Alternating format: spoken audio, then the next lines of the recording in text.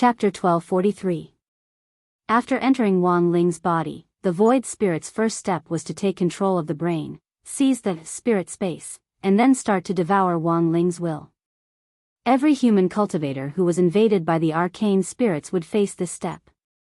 This was also one of the reasons why these human cultivators behaved so erratically and their temperaments changed so much. The invasion officially began. An ordinary human spirit space couldn't be considered big. This was related to a person's cultivation level. For example, the female teacher surnamed Lu from before had a spirit space the size of a rented apartment, which in the void spirit's view was so small that he couldn't even stretch his legs. But the advantage was that it was easier for him to control a small spirit space. As long as it wasn't ridiculously big, it was generally fine. Cultivators on Earth weren't ridiculously big. A true immortal spirit space was only the size of 10 football fields. Full of confidence, the void spirit snuck into Wang Ling's spirit space. Then, he was completely stupefied by the scene in front of him. Because the spirit space he saw was a sea of stars. The sky was full of stars and countless planets orbited here. They reflected each other's beauty and radiated dazzling brilliance, and the void spirit couldn't see the end of it. This was the universe? The void spirit was instantly scared out of his wits. How could a normal human cultivator's spirit space contain the entire universe? Wasn't this even more outrageous than their great supreme lord of the void? No, he had to get out of here as soon as possible. The void spirit realized that something wasn't right. He couldn't stay in this human youngster's body any longer, and had to return to the void as soon as possible to report this matter to the lord of the void. No one could have expected that a planet as harmless as Earth would actually hide such a cosmic-level monster, but at that moment, it was already too late. Because choosing to enter Wang Ling's body had been a mistake from the beginning. The void spirit thought that he could still escape, but the truth was that he had been locked in a human cage. Wang Ling's body was like the iron wall of a cage, firmly locking him inside. You can't escape. At that moment, a cold and indifferent voice rang out in the universe. It didn't know where it came from, but it seemed to be the voice of the universe itself, affecting the pulse of the universe, and the void spirit felt a great pressure when it spoke. A white-haired youth that was condensed from countless particles of light appeared here. You're not him. Who the hell are you? Su Ling looked at the young man in front of him nervously. Although this young man looked exactly the same as the owner of the body outside, Su Ling could still tell that they were not the same person. I am his shadow. Wang Ying opened her eyes and replied indifferently. You think you can destroy me? Su Ling ignored it. Even if you have the ability to trap me here, you may not be able to kill me. You lowly creatures. They don't know the meaning of life. Su Ling smiled. He had no physical body.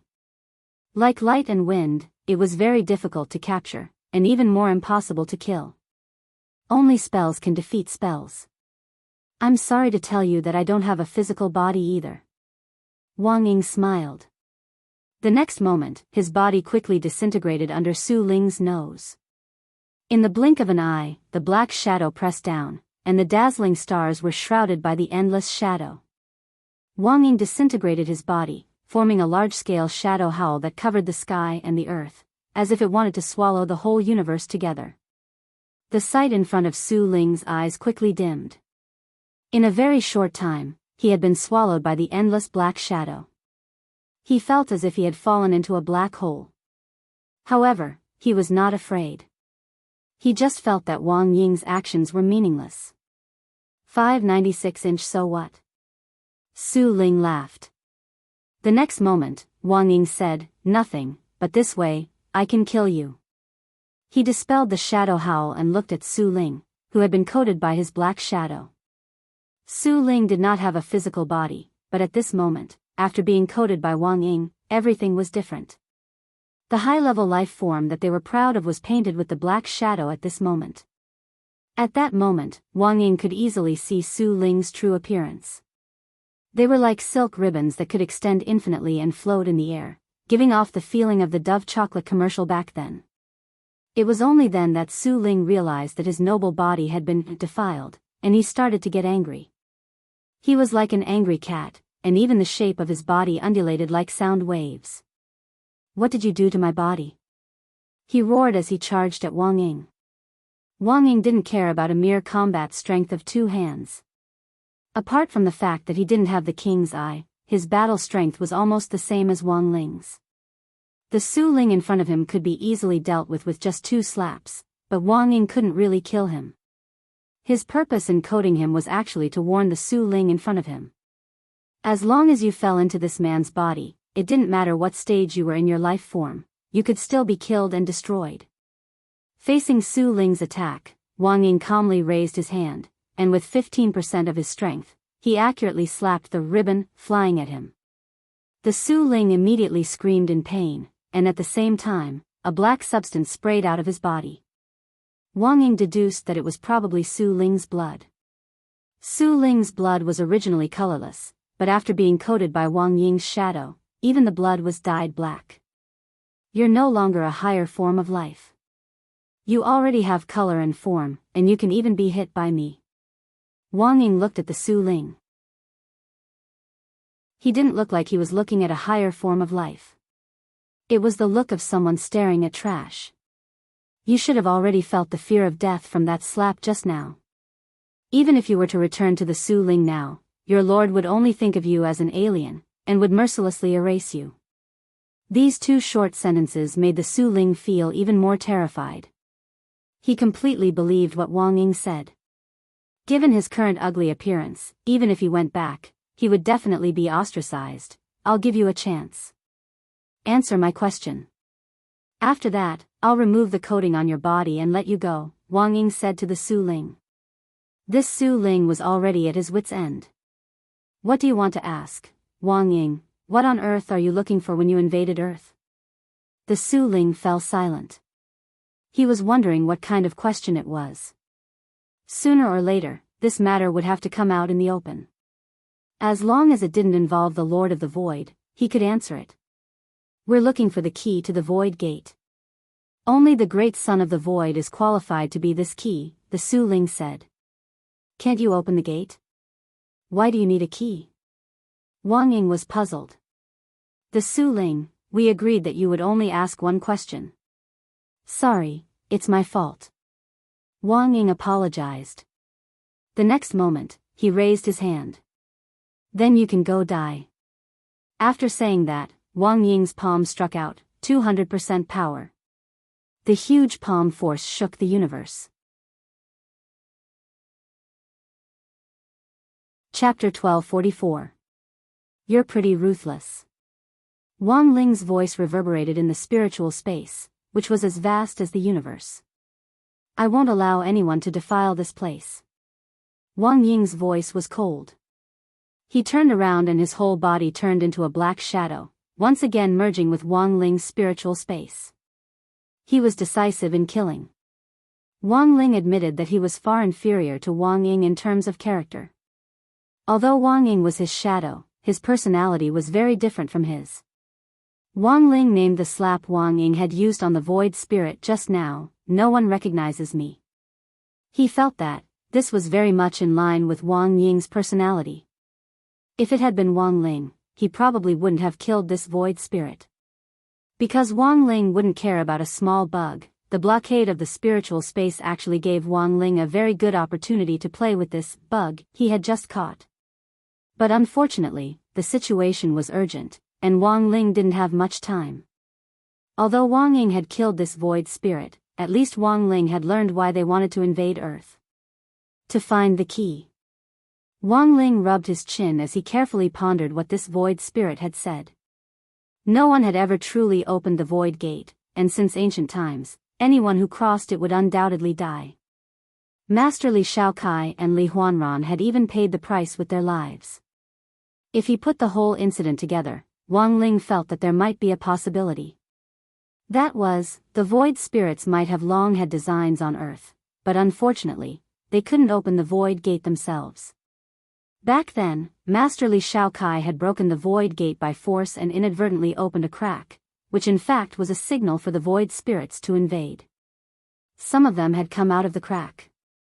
Unfortunately, it was far from enough to achieve their goal of invading Earth with just a small portion of the arcane church. Therefore, the Void spirits had to find the so-called Son of the Void, and use him as the key to completely open the Void Gate. This was just Wang Ling's conjecture. But generally speaking, Wang Ling thought it was reasonable. He typed this conjecture into text and sent it to Audiobook. He would leave the rest to him to handle. This hollow spirit had called itself a high-level creature, but in the end, Wang Ying had destroyed it with 2 slaps. Wang Ling felt that the ruler behind this hollow spirit might not be that strong. Teacher Lu's incident caused a lot of chaos in number 60 high. Fortunately, apart from Teacher Lu, no one else in number 60 high who had been invaded by my Su Ling had been found. When Headmaster Chen arrived, Teacher Lu was already under the control of the epidemic prevention personnel. He wanted to go up and check on Teacher Lu's condition, but he was stopped by an epidemic prevention worker. Headmaster Chen, it's best if you don't look. You don't have much hair to begin with. If it gets stained, it'll be terrible. Why did he suddenly go berserk? Headmaster Chen couldn't understand. Other places have similar reactions, but it's not as serious as Teacher Lu's. It is said that the virus and reagents have an intensified reaction, causing a certain degree of stimulation to the human body. It depends on each person's degree of acceptance, the staff said. How many cases have been diagnosed? Headmaster Chen asked with concern. The anti-epidemic worker replied telepathically, currently, there are more than 1,200 confirmed cases in Shanghai City, and 3,678 suspected cases. Fortunately, it doesn't seem to be as serious in other places. It's only in our city. Wang Ling had intercepted this telepathic spell. On the way back to class, Wang Ling had a new idea. Judging from the report from the epidemic prevention personnel just now, the number of ethereal invaders on Earth was still very limited, and the vast majority of them were gathered in Shanghai City. Then, did this mean that the ethereal side had already locked onto the approximate location of the Son of the Void? This legendary Son of the Void. Perhaps he was within Shanghai City. As expected of Shifu. Audiobook very quickly received Wang Ling's message. He praised Wang Ling for the clarity of his deduction, but it still needed evidence to support it. Those who had been detected had already been quarantined at the first possible moment. The incident with Teacher Lu served as a great warning to Audiobook. Immortal Zhenyuan and Crispy Noodles Dao Monarch had worked together to draw up a sealing talisman. The moment someone was detected, they would immediately seal them. Then, they would be directly sent into a space isolation cage that they had set up, directly preventing the ethereal from trying to jump out of their bodies to find a new host. The situation seemed to be under control. But Audiobook was well aware that this battle had in fact only just begun. If they couldn't find the Son of the Void first, and the ethereal found him first, then once the Void Gate opened, it would be a huge disaster for the entire Earth. Although they had already found more than 1,200 cases, this definitely wasn't all of them. They were very good learners, and after the first wave of trouble, they would definitely be on guard and wouldn't be so easily deceived again. Do you have anything to say about the Son of the Void? On the car heading towards the frontline epidemic prevention station, Audiobook asked Keon. In fact, I wasn't the only investigator who was sent to investigate this matter, but now it looks like I might be the only one who survived. The Foundation must have already found some clues. Unless we can directly find someone from the Foundation, organizing a search for the Son of the Void is like looking for a needle in a haystack, said Keon. As he spoke, he glanced at Audiobook's phone out of the corner of his eye several times. He marveled at the intelligence of the person who had texted Audiobook, who had caught a ethereal with their bare hands and even asked about the true purpose of the Void invasion. To Keon, this was simply inconceivable. Who on earth was this person? He was too strong. It looks like this matter is becoming more and more troublesome. Furthermore, we've already run into trouble. As Audiobook drove, he looked in the rearview mirror. Behind their Wuling Hongguang van, there was a black car following them closely. Immortal Zhenyuan and Crispy Noodles Dao Monarch were currently on the front line to assist in suppressing the ethereals, so Audiobook and Keon were the only ones in the car. The other side is very strong. In the front passenger seat, Keon sensed the situation from a distance. He didn't think they would be able to handle the situation in front of them with just his and Audiobook's battle strength. According to Keon's judgment, the person sitting in the black car was undoubtedly the street sweeper. It's them. They're here to avenge Snake. As soon as he said this, Audiobook saw a black shadow suddenly jump out of the sunroof in the rearview mirror. The other party's jumping ability was astonishing, and it directly leaped over their van. Then, it stuck out its neck and half lay on the windshield, hanging its head upside down as it looked at them. What terrified Keon the most was, this person clearly wasn't Snake. Instead, it gave off the same scent as Snake. Chapter 1245. With deep dark circles and sunken eye sockets, coupled with his dangling red hair, Snake lay on the windshield like a ghost. The next moment, he stretched out his hand and his sharp nails directly pierced through the windshield. The entire side of the reinforced glass shattered in a split second, turning into glass shards that drifted into the air. Then, they turned into particles of light and swiftly disappeared. Audiobook and Keon reacted quickly. Almost at the same time that Snake launched his attack, the two of them swiftly unbuckled their seatbelts, opened the car doors, and leapt out on their spirit swords. Who on earth is this person? Audiobook stared at the young man in front of him, his eye-catching fiery red hair falling to his waist. He was bare-chested, revealing his huge muscles and the perfect lines of his muscles. It's Snake, yes, but this body definitely isn't his. Keon frowned. The aura of this resurrected Snake was many times stronger than the one Keon had known. Countless cultivators nearby were alarmed by the scene of a fierce fight on the overpass. Many abandoned their vehicles and flew away on their swords, while some passers-by also chose to call the police. Choosing to evacuate at a time like this was definitely a wise move, but in Audiobook's view, there wasn't much point in calling the police. Snake's aura was already different. Even if the cultivation police sent someone over, they wouldn't be his match. Keon, have you heard of the Void? At that moment, Snake was standing on the roof of a car. He gazed at Keon, enjoying the feeling immensely. Bang! A gunshot rang out in the distance. A sniper rifle bullet formed from powerful spirit power swiftly pierced through the air and was aimed at Snake's head. Someone from the police has arrived? Audiobook was startled. He hadn't expected the nearby area to react so quickly. In the face of the speeding sniper rifle bullet, Snake stood motionless.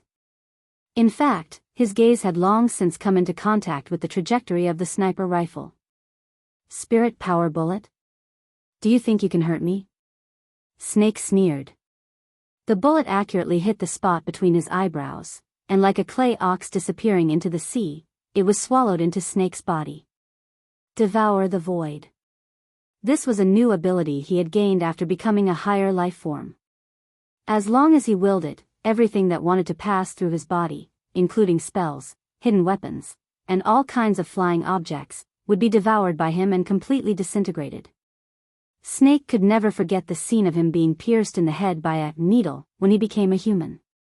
And now, he had become a hollow spirit. These flashy feints were already meaningless to him. He has become an ethereal. Kun quickly realized what was happening. As an investigator, he had secretly made contact with the ethereals, and even though he wasn't 100% sure, he was convinced that Snake was no longer human. What's so good about being human? Keon, you will never understand the thrill of transcending the limits of life. Snake sneered. You know, it really feels good not to be human. Perhaps this is the ultimate evolution of life form. As soon as he said that, Snake rose high into the air and looked down at Audiobook and Keon as if they were two ants. In a very short period of time, it was as if time had come to a standstill, and even the air had stagnated. An astonishing pressure erupted from Snake's body. With a deafening sound, the viaduct instantly broke, and one car after another sank into the soil like sand in a mudslide. Is this the power of a hollow spirit? Both Audiobook and Keon were under tremendous pressure. If it wasn't for the long johns he was wearing, Audiobook felt that he wouldn't be able to withstand this power at all. This pressure was different from spiritual pressure, but it was even more frightening than the spiritual pressure of an earth cultivator. For a brief moment, Audiobook even felt like he was losing his mind. It's no use, a golden core cultivator. A false true immortal. He's no match for me. Snake was full of confidence. He stood high up in the sky, and his arrogant eyes were filled with disdain. It was as if he were playing with two ants. Fortunately, at the critical moment, Audiobook swiftly activated the 33-path primordial chi. This was the technique Wang Ling had bestowed upon him in Chapter 679. Audiobook had been painstakingly cultivating every day, constantly using the 33-path primordial chi to accumulate spirit power, and it finally came in handy at this moment. A technique to accumulate psionic powers? Snake smiled. It wasn't like he hadn't seen this kind of technique before, but it was usually stored up and released at a critical moment to gamble with one's life. After releasing all of it, one's realm would advance by leaps and bounds for a short period of time. But Audiobook was only at the golden core stage, and there was a huge gap between them to begin with. So what if he released all of it? Snake looked at Audiobook contemptuously, wanting to see what on earth he was up to. Open the floodgates. With Audiobook's explosive shout, his aura began to surge. The spirit power that he had normally accumulated in his golden core was now gushing out like a tide. Until this moment. Keon frowned as he sensed that something wasn't right. A heavenly Tao technique? He started to be astonished by Audiobook's 33-path primordial chi. An ordinary technique to store spirit power could only store dreams of one realm at most, which meant that after Audiobook released his power, he could at most grow to the nascent soul stage's battle strength. But the 33-path primordial chi in Audiobook's body could store up to 33 realms of spirit power. That was to say, Audiobook's body contained the spirit power of 33 giant reservoirs. Of course, given Audiobook's daily savings and Wang Ling's occasional pointers, his reservoir of spirit power had long since reached saturation. Audiobook had never found a suitable opportunity to use it. And now, the time was completely ripe. You, a golden core cultivator, actually have a heavenly Tao technique? Snake looked at Audiobook in astonishment.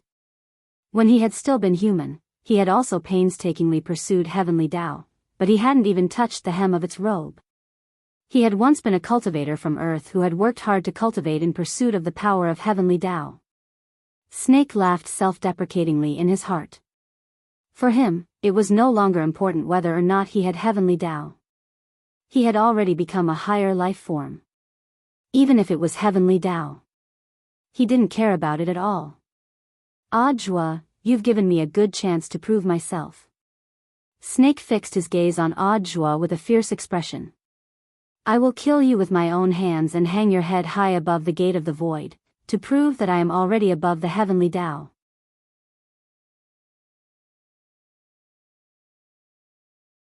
Chapter 1246. Snake and Cohen couldn't be said to be familiar with each other. But as a colleague who had worked together in the same unit, and in addition, Cleon had secretly investigated Snake's information. He felt that Snake had become a completely different person after transforming into a void spirit. Snake had become even more arrogant, and could even be said to have become more conceited. After completely becoming a void spirit, even his personality has changed. This could be considered a new discovery for Cohen, and he believed that there were two types of personality changes. The first was an earth cultivator who had been invaded by a void spirit. After merging with a void spirit, under the premise that their mental space was controlled, even their personality would be taken over by the void spirit. There didn't seem to be any abnormalities in their behavior, but it was still quite different from usual. Number 60 high school's teacher Lou was the best example. The second type was Snake, who was in front of him. He hadn't been invaded by a void spirit, but had accepted it of his own accord, allowing his soul to completely change and become a void spirit himself. Cohen had been investigating the void all this time, and had even made some silent contact with them. But this was indeed his first time exchanging blows with a void spirit. Standing here as a false true immortal, he could already feel immense pressure, let alone Odd Joie. Mr. Joie, what are our chances of winning? He instinctively wanted to persuade Odd Joie to retreat. Judging from the astonishing pressure that Snake was exerting, even if Odd Joie, who was at the golden core stage, was added to the mix, it didn't seem like they would be able to completely reverse the situation.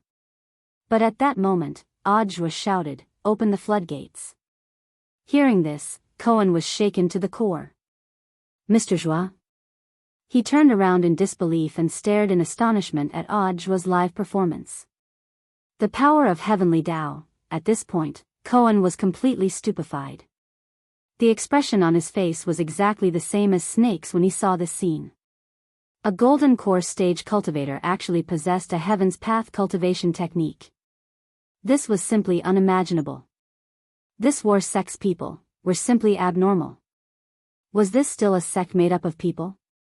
At that moment, Cohen's emotions were exceptionally complicated. Excitement, astonishment, doubt, all kinds of emotions were intertwined.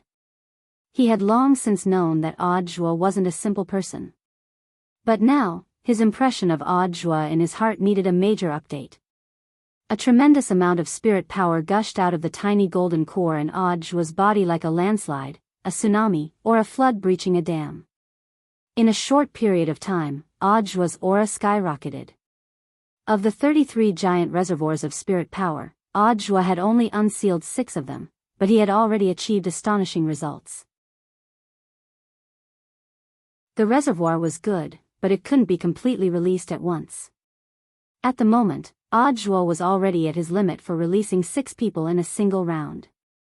He needed to wait for his body to adapt before he could proceed with the next round of unsealing. Unlocking the seals of the 6 reservoirs would increase his cultivation level to the false true immortal stage. His current battle prowess wasn't any weaker than Calhoun's. However, it would be a little difficult for the two of them to defeat Snake together. Miss Bai Chiao. If I die, no one will test the game for you in the future. At that moment, Odd Joie roared into the air, "If we don't act now, when will we?" As soon as he finished speaking. On the horizon, a beam of brown light lit up and shot straight into the sky. He then swiftly turned into a shooting star and sped towards Odd Joie. The scabbard of the peachwood sword. To better protect Odd Joie, Wang Ling had added Odd Joie's name to the scabbard. But Odd Joie hadn't dared order it around. If it wasn't for the critical situation at the moment, he absolutely wouldn't have dared disturb this female otaku playing games in the sect. It had to be said that Bai Chiao reacted very quickly. After hearing Odd Joie's summon, she almost immediately pressed the pause button on the game and flew into Odd Joie's palm at a speed faster than the speed of light. The scabbard of the peachwood sword? Snake laughed again. He had never seen anyone whose weapon of choice was actually a scabbard, and one made of peachwood at that. He felt that he could turn a scabbard like this into flying ash with a single breath. Snake had thought that Odd Joie would take out something amazing. But he was greatly disappointed in the end. Odd Joie, it seems your performance is over. It's my turn now. In the air, Snake spread his arms, and Odd Joie could see an invisible mass of energy seemingly gathering in his palms. This was a super dense mass of energy. The moment Snake condensed it, the energy was extremely dense. The space nearby couldn't bear the pressure and started to tear apart. This was a variation of the void devouring skill. Anyone who came into contact with this mass of energy would instantly disappear. Devoured by the void. So in Snake's view, no matter what Odd Joie took out, it would be of no use. What was more, what he had just summoned was a scabbard that looked absolutely useless. Odd Joie. Crawl for me. Snake laughed out loud. The next moment, he pushed out with both hands and actually took the initiative to stuff the void energy mass into the space fissure. Before Odd Joie could react, in the blink of an eye, 2 energy masses surrounded him from both sides, trapping him in the middle. This was Snake's ability to use the energy mass's ability to devour space to achieve this instantaneous effect. Oh no. On the side, Kun's expression changed dramatically. No matter how fast Odd Joie reacted, there was no way he could stop this kind of encirclement. In a moment of desperation, Kun sent out a wave of spirit power from his hand. He wanted to send Audjua flying, in order to break free from the encirclement of the energy masses. But Snake's target wasn't just Audjua. Kun, crawl for me too. He sneered and used the same trick. Another 2 balls of void energy that could devour everything locked onto Cleon's position.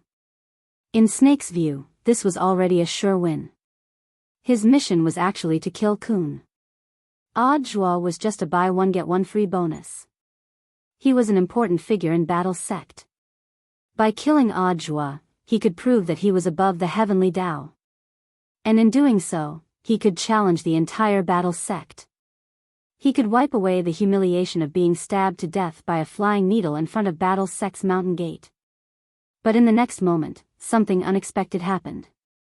Just as the 2 void energy masses were about to collide, Audjua and Kun's positions suddenly shifted backward, and in the blink of an eye, shifted several coordinates.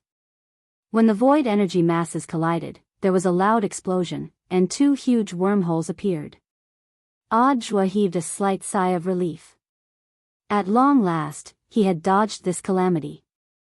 Ever since he had noticed Snake's ability to devour space, Audjua had been on high alert. So the instant Snake condensed the energy mass, at the same time, Audjua was ready. He used Bai Qiao to cut off a section of space to achieve the effect of teleportation. Now, it was time for him to counterattack. Audjua took a deep breath. In the air, he swiftly assumed the posture of throwing a javelin, and abruptly threw Bai Qiao out of his hand. This was an attack aimed directly between Snake's eyebrows. Audjua, there's no way I'm going to fall in the same place. In the face of this attack, Snake appeared very confident, and couldn't stop laughing wildly. His body had changed with this attack, and anything that got close to him would be devoured clean by the void. He even took the initiative to stick his head out to meet Bai Qiao's attack. He was going to devour the entire scabbard.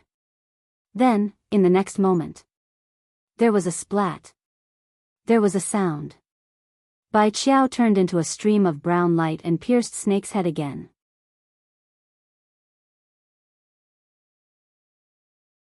Chapter 1247. It was a familiar scene, and the same way he died.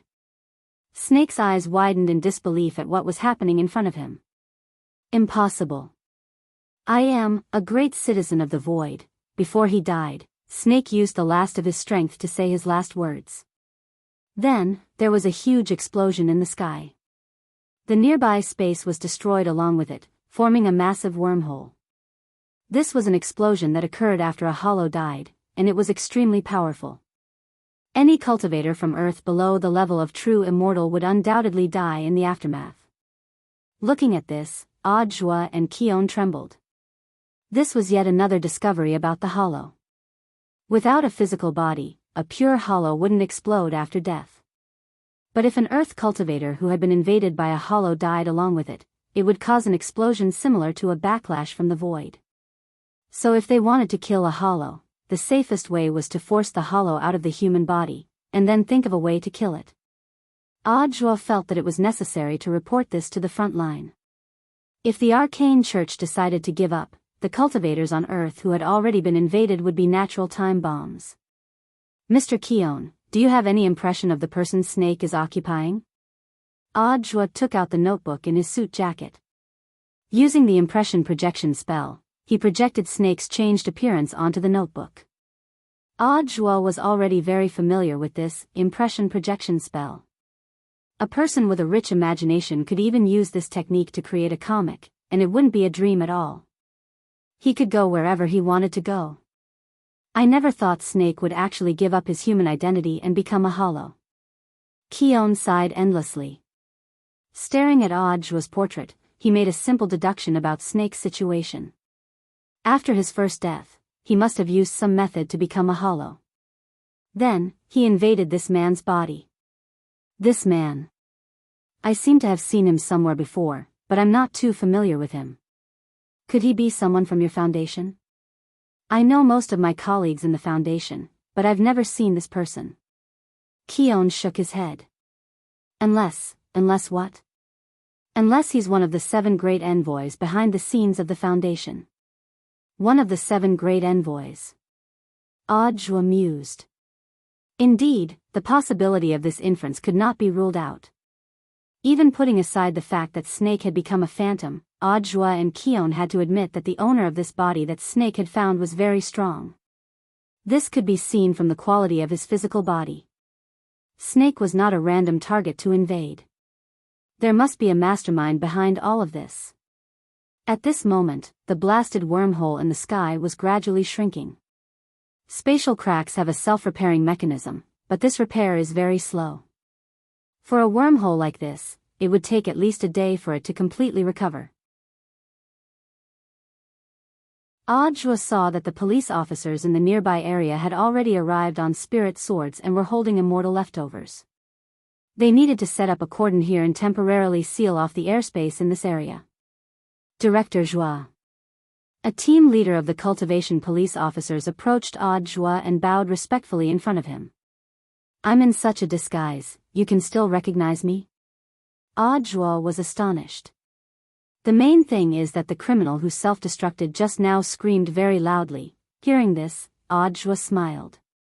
I'm already wanted by the Straits Alliance, aren't you going to arrest me? I wouldn't dare.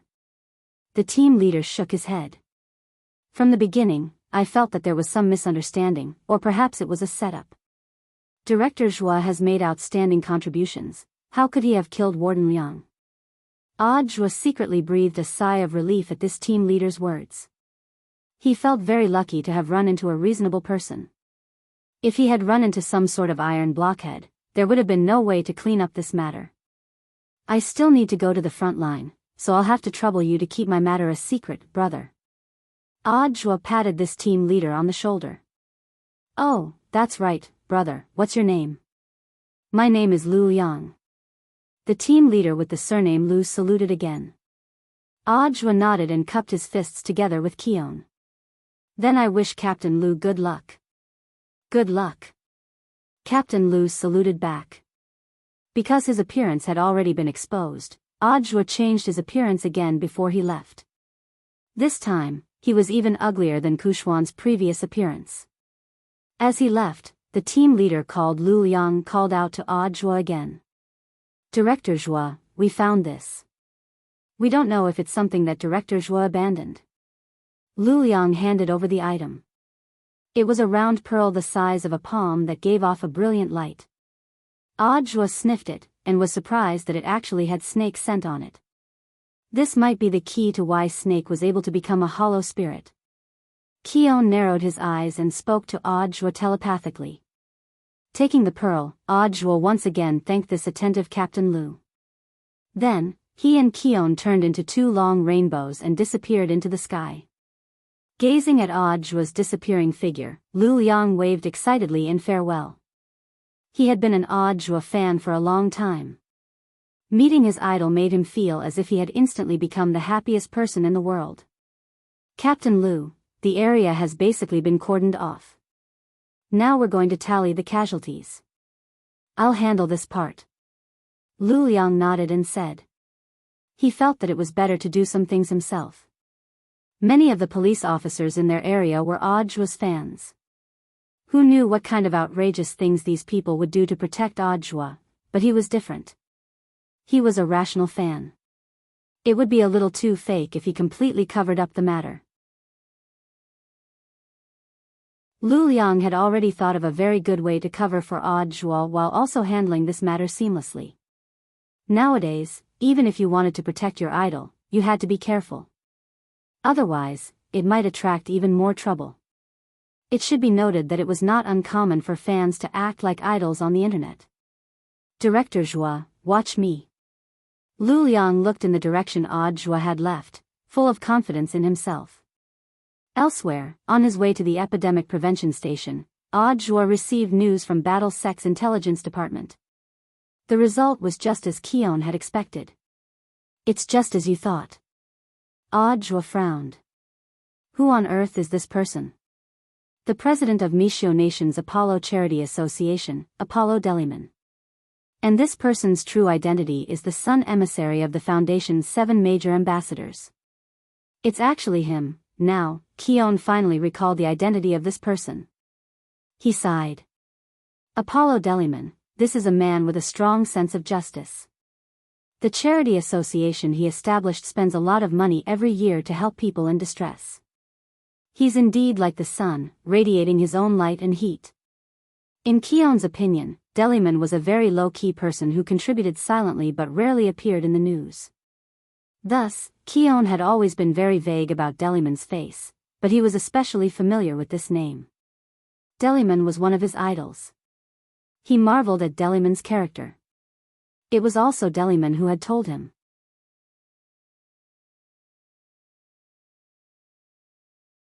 Chapter 1248. In the independent mental space of the Foundation. This time, the 7 emissaries were not all present. Only 5 of them were present. The sun's emissary is dead. The fool has betrayed us, Subai, who was sitting in the seat of judgment, said. The former was an unshakable fact, while Subai had yet to find clear evidence for the latter. However, he felt that the emissary's behavior was a little strange. Therefore, to be on the safe side, he actively kicked the fool's emissary out of the group chat. Who is he? Moon was curious. No one knew each other's identity. Now that the sun's emissary was dead, the focus was not on how or why he died. Instead, they were more concerned about his true identity. That sounded a little ironic. Subai sneered inwardly. Humans were indeed creatures filled with curiosity and arrogance. However, it was indeed harmless to reveal his identity now. He was not in a hurry to speak. Instead, he looked in the direction of the star emissary and asked, Star, you have the ability of prophecy. Do you still not know Sun's identity? Star was silent. He or she pondered for dozens of seconds before speaking. I observed the sky at night and saw stars falling, so I knew that the sun's emissary was in danger. But I don't know his true identity. At this point, Subai raised an eyebrow meaningfully. He did not hide it anymore.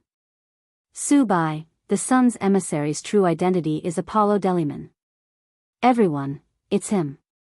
It was the same reaction as Kun when he heard the name. In the mental space, everyone except Subai was more or less surprised. Moon observed a moment of silence for the emissary. She made a praying gesture. He's a good man. We all know he's a good man, Tank said. To everyone's surprise, he changed his irritable attitude from before. Instead, he spoke in an uncharacteristically gentle tone. Although I don't agree with him, everyone can see what he and his people have done. We should avenge Sun. So now, we need to know who killed him. At this moment, Subai, who was sitting in the seat of judgment, knew that the meeting had finally reached its climax. He did not hesitate to announce the man who killed Sunday. With a light turn of the magic ball, a man's holographic projection immediately appeared in front of everyone. You all know this person, right? Subai's voice was calm. He and Tank had worked together to stir up the emotions of the others. It's him. Ah joie. Tank angrily pounded the table. In fact, he already knew the answer last night. But as an outstanding actor, Tank had dedicated his entire life's worth of acting skills. It could be said that his performance was thorough, meticulous, and incisive. The manic Tank's behavior surprised everyone. They never expected him to have such a gentle side to him. Deliman has always been passionate about charity. He devoted his life's efforts to helping those suffering. Tank's voice sounded a little choked up. This was a technique that he had spent the whole night honing. Anyway, in this spiritual space, everyone was a mass of black shadows, and their expressions could not be seen clearly. Therefore, he only needed to concentrate on the shaping of his voice. When Subai heard War Chariot sobbing, he sighed inwardly. He felt that Tank had the potential to become the champion of his voice in the arena. Everyone, we must do something for the sun. We can't let the corpse of this great philanthropist be left out in the cold forever in a foreign country. Tank stood up excitedly. Kill Ah joie. Avenge the sun. The moon emissary had always been very gentle, but she was easily swayed by her emotions. As a nun sent to the mortal world by God, she probably shouldn't have such a strong desire for revenge. But now, guided by Tank's emotions, she also felt pity for the dead Deliman. So very quickly, the moon emissary also expressed her opinion. This devil must be punished. God will definitely give him the punishment he deserves. Her words were very subtle, but the truth was that she was already on Tank's side. The general trend was set. This meeting was a war of condemnation for Deliman, the sun emissary. The perfect teamwork between Su Bai and Tank evoked the emotions of almost everyone present. This was also the first time that everyone had spoken in unison. Then, as everyone has voted, this foundation meeting has voted to crusade against Odd Joie. Unanimous. Su Bai, who had the overall situation under his control, dropped his gavel from his seat. Everything was going according to his plan. Including Snake's plan to invade the body of the sun emissary after becoming a phantom. Including Snake's plan to seek revenge on Odd Joie and Kiorn after fusing perfectly with the body. Of course, there was also Snake's death in battle and Odd Joie picking up the void magic ball. All of this was within Su Bai's expectations. Now, there's only one step left before we start preparing for war. In the ancient castle, Su Bai tasted the red medicine soup. He wanted to borrow the hands of the other people in the foundation to kill Odd Joie. After obtaining the void magic ball, Odd Joie would become a phantom. At the Epidemic Prevention Center station in the western suburbs of Songhai City. Like an eggshell, an enormous barrier perfectly formed an impenetrable defense line. There was only one entrance and exit to the barrier, and everyone who went in and out had to be tested. Inside the barrier was a temporary isolation hospital created using the star-shifting spell and the construction spell. It could accommodate tens of thousands of people. All the wards were independent spaces that Crispy Noodles Dao Monarch and Immortal Jinyuan had worked together to open up. As soon as Odd Joie and Kiorn entered the command center after being tested, Cilian Jinren, who had been waiting outside the building for a long time, quickly approached them. This is bad. Cilian Jinren's expression was a little unsightly. Tell me what happened. Odd Joie took Cilian Jinren to a secret place. I just received news that Senior Immortal has been detained by the main alliance, Cilian Jinren said. Odd Joie frowned slightly at this news. Currently, Battle's sect was on the same side as Huaguo Water Curtain Group, and was completely on the head of state side. So it was certain that the people who had detained grenade-throwing Senior Immortal were the second force in the main alliance. Senior Immortal won't fall for it so easily. Maybe he's thinking of a way to lure out the mastermind behind this second force. Odd Joie's thoughts raced as he felt that there was something fishy behind this. Senior Immortal is right, there's no need to worry for the time being. I have something that I need Senior Immortal Toya to appraise. Saying this, Odd Joie took out the magic ball that Captain Lu Liang had picked up earlier. What's this? Cilian Jinren was curious. An equipment dropped after killing a phantom.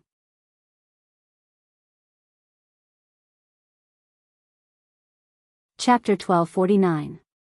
In the name of testing for the bald head virus, they were in fact investigating the void creatures lurking among earth cultivators in Huaxiu Nation. Under Odd Joie and Sun Yuan's arrangements, the operation was carried out in an orderly manner. The first front line of epidemic prevention was set up all over the country, and Songhai City currently had the highest concentration of void spirits. Wang Ling saw that the number of confirmed cases was still rising.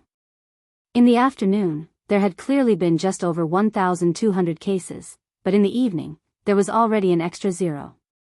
On the internet, people were panicking over the new bald head virus. Wang Ling glanced at the class group and saw that Super Chin, Hero Gua, and a few others were openly discussing this matter. There weren't any teachers in this group, and it was a group set up by the students in class. I heard that we'll be attending classes at school tomorrow. I wonder if it's true. Don't be happy too early. Classes are suspended, but school isn't suspended. Old Pan will definitely give us a lot of homework. AI, it's better if teacher stays at home now. Masks are already out of stock, you can't even buy them. There are also some people who are secretly raising the price. Shameless. It's fine if it's 1 or 2 yuan more expensive, but it's too outrageous. There were bound to be complaints. After all, the emergence of the bald virus had disrupted everyone's normal rhythm of life. It was indeed very comfortable for Wang Ling to stay at home. But this wasn't the peaceful life he wanted. So Wang Ling had already intervened. He hoped that this matter would pass as soon as possible. Based on the population of Songhai City, Book of Sage Immortal conservatively estimated that there were already no less than 100,000 void spirits lurking in Songhai City. The reason why these void spirits hiding in the dark had yet to riot was very simple. They were looking for a son of the void. Wang Ling didn't know what conditions one had to meet to become a son of the void. But right now, this was the source of all the void spirits' stability. As long as a son of the void wasn't discovered, these void creatures wouldn't cause too much of a ruckus. Can you calculate a son of the void? Wang Ling gazed at the tablet on the table. So far, they had collected the data of 2 void creatures.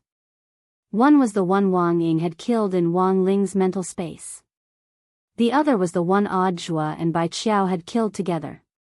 Bai Qiao had already shared that memory with Jinka, so that Wang Ling could use Book of Sage Immortal to perform the data calculations.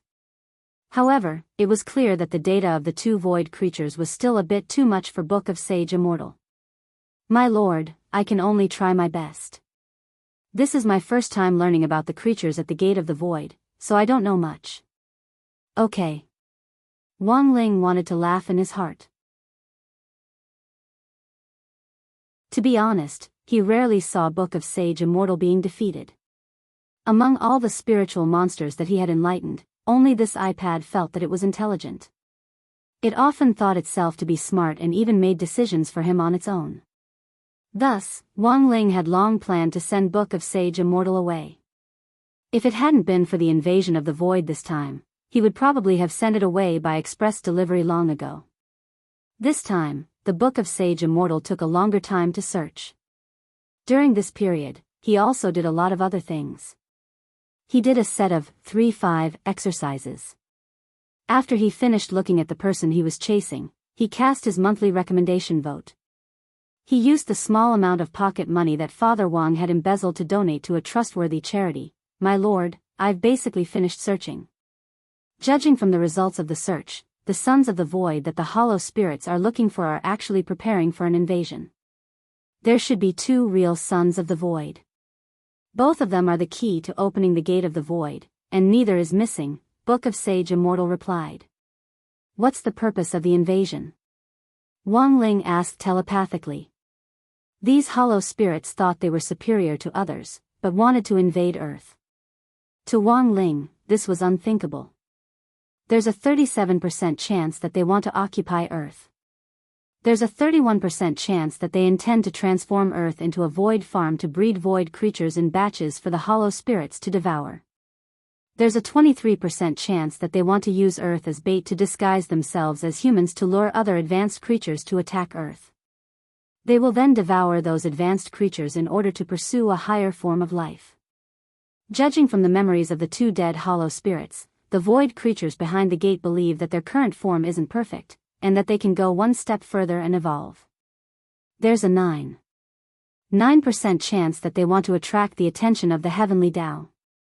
There's a less than 0.1% chance that they want to kill a certain short and mischievous author.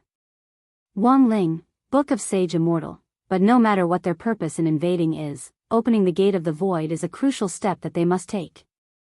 Because even the Lord of the Void doesn't have the ability to open the gate. No ability to open the gate? Lying on the ground, Loopy Toad laughed. Isn't the world behind the gate their home? Why would they dislike staying at home? Book of Sage Immortal, the world behind the gate is heaven for the hollow spirits, but after staying in heaven for too long, they'll always feel tired and want to go out in search of new stimulation. It's like the students who are stifled at home during the pandemic and look forward to the day they can start school. At home, they have to abide by the rules and regulations. Although they don't have to worry about food and clothing, they have to be careful every day. At the same time, they also have to be careful not to talk back to their elders. So going out is also a way for the hollow spirits to release themselves. This reason sounded a little real to Wang Ling. He felt that it was a portrayal of reality. Of course, everyone's thoughts were different. Some people might want to take a few more days off, while others wanted to return to school as soon as possible. But no matter what kind of thoughts they had, everyone's thoughts were the same. They hoped that this unexpected disaster would pass as soon as possible so that everyone could live a safe and healthy life. Book of Sage Immortal, in summary, according to the information we've obtained so far. Currently, there are 6 people who are most suitable to be chosen by the Arcane Church as Children of the Void. The probability of these people being chosen is 50-50. I still need more samples from the Arcane Church to verify this. Then, Book of Sage Immortal reported the following 4 names. Some of them were people he had heard of before. Gao Tianming, the captain of No. 1 Devil Subduing High School when our Lord participated in the 9 Dragon Mountain National Body Technique Competition. Jiang Xiaoche, Huaguo Water Curtain Group Sun Yiyuan's personal secretary. Xiang Haidao, general manager of Songhai City Xiang Family Waste Recycling Technology Company Limited, Xiang Haihua's eldest son, and has a long-term partnership with Sun Yiyuan. Yi Jiang, a freshman from the Divine Sword Academy, and also the team leader of the 9 Dragon Mountain Tournament. Sword Saint Yi Jianchuan's adopted son. They're all men? Loopy Toad noticed a key point. Book of Sage Immortal, based on the information I've compiled so far, there's a high probability that both Children of the Void are men. But if we add in the probability of women, there's one person who is indeed more suspicious. Who is it? Wang Ling asked telepathically. Book of Sage Immortal, Huaguo Water Curtain Group Sun Yiyuan's eldest granddaughter, Lotus Sunday.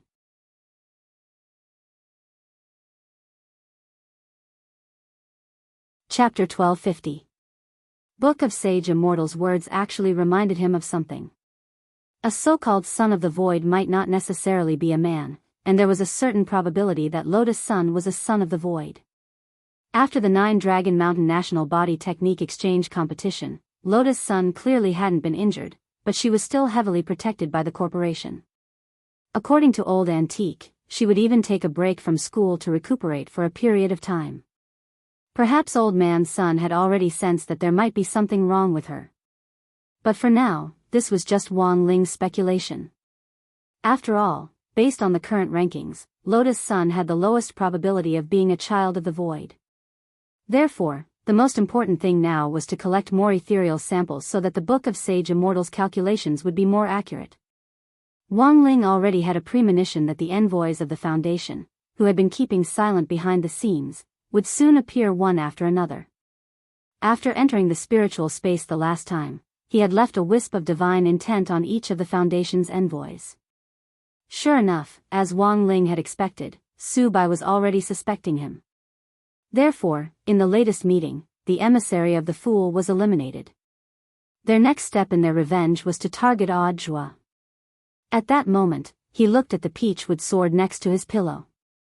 Although Bai Qiao was already in Odd Zhua's hands, Wang Ling felt that it would be safer to also send Jinka to Odd Zhua just in case. Sword Master, hearing the call in Wang Ling's heart, Jinka's sword trembled slightly. Without another word, Wang Ling looked straight in Odd Zhua's direction. Jinka understood, and then swiftly turned into a streak of brown light and rushed out of the window. After Jinka and Bai Qiao combined, they would become Jingbai. Wang Ling had already witnessed Jingbai's fighting strength. Even the 1,000-winged god could be killed with a single slash, let alone a mere ethereal. The truth was that Wang Ling had taken the initiative to give Jinka and Bai Qiao a chance to combine. The first time they fused, they had to adapt to each other, so the fusion time wouldn't be too long. This needed to be polished over time. Now that this second opportunity was about to come, Wang Ling felt that Jinka and Bai Qiao's combination should last a little longer. A real man would only be able to last for 24 hours. As for Lotus Sun, Wang Ling felt that it wasn't appropriate for him to personally keep an eye on them at the moment. After all, Su Bai's ultimate target was still him.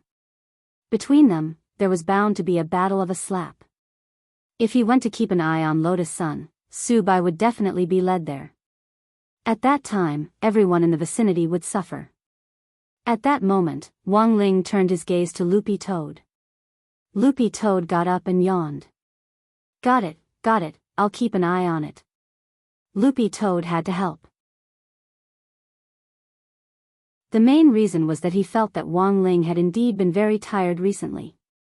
His little master still had to deal with exams and homework, and he also had to worry about the people and fight against the aliens over there. It was really not easy.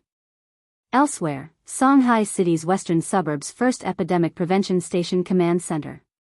While Zhuo was waiting for Immortal Toya's test ball results, he also received the first list from Wang Ling. There were only 4 people on the list. Because he had already sent Loopy Toad to keep an eye on Lotus Sunday. Thus, it would be better for Zhuo to be fully in charge of the remaining 4 people, and it would be better to deploy personnel to keep an eye on them. As expected of Shifu, he was actually able to determine the approximate range of the Sons of the Void so quickly. Looking at the list, Zhuo sighed in his heart. Gao Tianming, Jiang Shaoche, Xiang Haitao, Yi Jiang. Next to him, Kun recited the 4 names on the list with a deep frown. This Yi Jiang sounds a little familiar, as if I've heard of him somewhere before. This is the adopted son of Blade Master General Yi Jianchuan. How does Mr. Kun know him? Zhuo's words were actually a test for Qion. He had already learned from Wang Ling about the relationship between Yi Jiang and the War Throne ambassador behind the foundation, Toy Dre. Zhuo wanted to test whether Kun knew anything about this. Kun's brow furrowed tightly. I once inadvertently saw this name on a file submitted by a colleague. That's right. I can't be wrong. I remember that Toy Dre, the old CEO of a multinational spirit sword manufacturing group, once commissioned our foundation to investigate this person called Yi Jiang. Hearing this, Zhuo was stunned. He secretly marveled at the boldness of this War Throne ambassador. He was clearly a Foundation's ambassador, but had taken the initiative to reveal his true identity and instead commissioned the Foundation to investigate his illegitimate son. What a good plan. Zhuo couldn't help laughing in his heart. The identities of the 7 ambassadors of the Foundation were all confidential. By doing this, the War Throne ambassador could in fact play a confusing card to conceal his identity. But Toy Dre had clearly miscalculated. He would never have thought that almost everything that happened on this earth couldn't escape the eyes of his Shifu Wang Ling's enlightened iPad. I'm very happy that Mr. Kun isn't hiding anything from me. So I've also decided to tell Mr. Kun something. At that moment, Zhuo looked at Kun and said, actually, this Toy Dre is the War Throne ambassador behind the Foundation. Kun was greatly alarmed by this news. The War Throne ambassador was actually Toy Dre. More than once, they had speculated that someone inside Huaxiao National Union might be secretly colluding with the Foundation. If Toy Dre was the War Throne ambassador, and there was a connection between him and Yi Jiang. And Yi Jiang himself was General Yi's adopted son, looking at all the evidence so far, General Yi's suspicions were very high. He's a blade master, Kun found it a little hard to believe. Even as an outsider, he felt that all this was inconceivable. I know. Zhuo nodded. This was a person who had once made great contributions to Huaxiao Nation. He had outstanding merits and was loyal, and there was almost no possibility that he would betray the Union. However, a large number of facts showed that General Yi was indeed very suspicious. We only follow the evidence and facts. At that moment, Zhuo sighed emotionally. I'm also a fan of His Excellency Blade Master. I don't believe he would do something like that. But Mr. Kun, have you ever thought that there might be another possibility? When Zhuo said this, Kun was suddenly enlightened, and his blue eyes widened in astonishment. You mean? I suspect that Blade Master might have already been invaded by the Void. Zhuo frowned deeply. This was the only reasonable explanation he could think of at the moment. But if that was the case, the situation would become very troublesome, given General Yi's own battle strength, coupled with the power of the hollow spirit in his body, he might be even more astonishing than snakes. The key was the way they had handled General Yi. Given Blade Master's realm, the hollow spirit that had invaded his body wouldn't be as easily shaken as it had been with Teacher Lu from number 60 high school. Given that he wasn't completely confident that he could force the hollow spirit out of his body, Audrey could only think of one way. And that was kill Blade Master.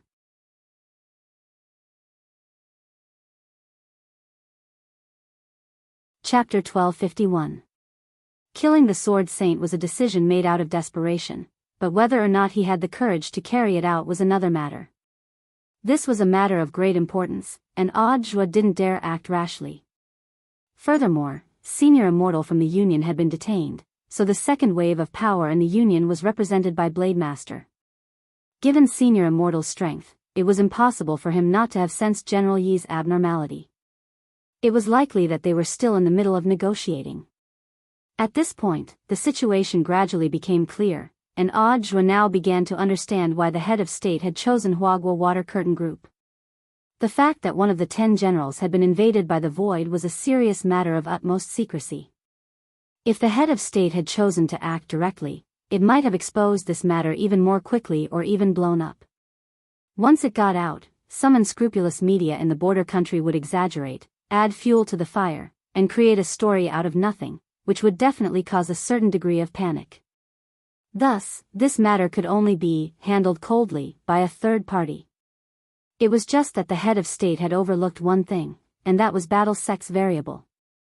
In this silent war, Battle's sex blade had not only directly disrupted this barbed wolf inside the Union, it had also disrupted the rhythm of the entire Foundation. But the head of state didn't stop Battle's sect. The fact that Battle's sect could form an alliance with Huagua Water Curtain Group so quickly meant that it had probably received the head of state's instructions behind the scenes. This was good news.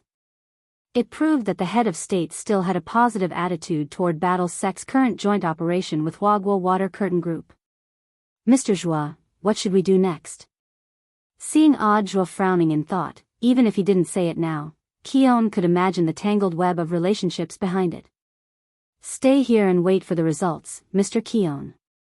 Once the Magic Ball's investigation report comes out, find a way to let me know, Audrey said as he looked at Keon. Then where are you going, Mr. Joie? My Shifu deduced that the Foundation will definitely come looking for me for revenge.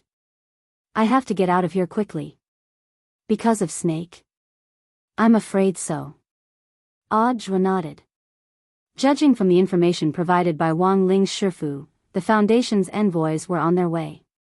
Tonight at the earliest, tomorrow morning at the latest, the experts dispatched by the Foundation would all arrive. After saying goodbye to Snake, Audrey returned to the place where his dream had begun. Songhai No. 60 High School. Tomorrow, all the schools in Songhai City would be closed for 3 days, and all the teaching staff would be evacuated. Now that the school was empty, it was the perfect place to fight. At that moment, Audrey held Jinka in his left hand and Bai Qiao in his right. He sensed the immense spirit power emanating from the sword, which was like a tsunami of stars. After carefully sensing it, Audrey actually saw the endless dazzling Milky Way ribbons, although he had only heard Shifu Wang Ling talk about it once. After experiencing it for himself, he indeed couldn't find any words to describe this enormous power. Lady Bai Qiao, sorry to trouble you. Before stepping into the teaching building, Audrey waved his hand and Bai Qiao flew into the air. The cage of the scabbard was ready, and he would not let any of the offending enemies leave alive. Those who offend my Huaxiao nation will be punished no matter how far away they are. Then, he went to the headmaster's office and sat in Headmaster Chen's seat. Who knew if Headmaster Chen, this stingy guy, had predicted that there would be a battle at number 60 high, but he had actually removed everything from his headmaster's office, not even leaving the water dispenser behind. Looking at the empty headmaster's office, Audrey could only wait by the window. At around 10:00 in the evening, an unfamiliar aura stepped into number 60 high from the school gate. There was an irritable smell in this aura, and Audrey could smell gunpowder from afar. The streetlights in the school square illuminated the figure of a man. It was a man with a snow-white beard. His posture was straight and tall, and his body was burly. He was at least 2 meters tall. Toidley. Audra stared at the man who had suddenly appeared in number 60 High's school square. He checked the information which Book of Sage Immortal had given him on his phone, and confirmed that the man in front of him was indeed Toydley, the War Throne emissary. At that moment, standing in the square in heavy metal armor, he looked like a Western knight. The light from the streetlights reflected off his armor, and it gave off an incomparably thick, metallic glow. As expected of the War Throne emissary. You were actually able to calculate my position.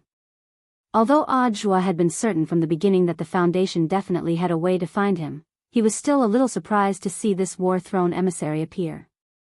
It was the Star Emissary who calculated your position. Toydley laughed. By killing the Sun Emissary, you have offended the entire Foundation. Do you think you can get away with it? In fact, your actions are also a declaration of war against the League of Nations. Apollo was a good man, and indeed didn't deserve such a fate. Audra stared at Toydley and sighed. It looks like you don't know what on earth happened to Apollo. Toydley shook his head, and had no intention of listening to Audra's explanation. I've long heard of your reputation, but it turns out that you're not far from what I imagined. Not only is your realm low, you're only at the Golden Core stage, and you have a glib tongue that makes people laugh. I realize that the people of your Foundation speak Mandarin very well. Audra chuckled. All the cultivators of the League of Nations are proficient in the 8 languages, Toydley said confidently. I used to have a lover who was a citizen of your Huaxiao nation. You should know, Mr. Toydley. The lady you're intimate with gave birth to a son for you. Audra stared at Toydley. He didn't intend to beat around the bush, and directly laid his cards on the table. You even investigated this foreign illegitimate child. What does that have to do with you? Toydley snorted. I'm warning you, Audra. This has nothing to do with me. I've done everything to ensure your safety. It's that scheming woman who wanted to cling to me. That's why this accident happened. That's right. It must have been that woman who poked a hole in my little umbrella. She was the one who seduced me. Audra's face gradually turned gloomy at these words. Do you know, Mr. Chariot? What I hate the most in life is people like you who shirk responsibility and don't take responsibility. Audra raised Jinka and pointed the tip of the sword at Toydley. You are indeed my senior in cultivation. But whether or not a person can shoulder the responsibility has nothing to do with age. Do you think you can kill me with a wooden sword? Toydley sneered. Wrong, I'm not going to kill you. Audra shook his head. I'm going to completely destroy you, soul and body.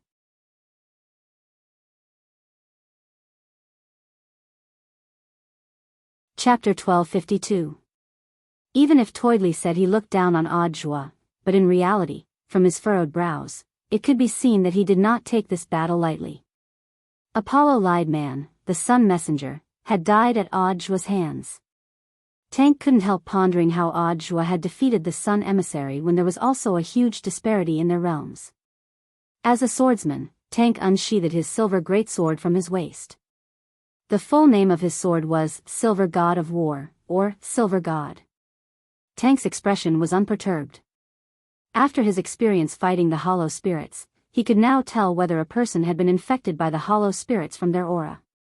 Of course, this method might not be completely accurate. However, the war chariot's aura was stable, and its breath was filled with dense spiritual energy. There was a clear difference between him and the inhuman snake. Thus, the chances of the war chariot being infiltrated by the hollow were very low, but Audra still felt a little uneasy. He stared at the great sword in Tank's hand that emanated thick silver radiance and frowned slightly, instinctively sensing that something was not right. Your sword.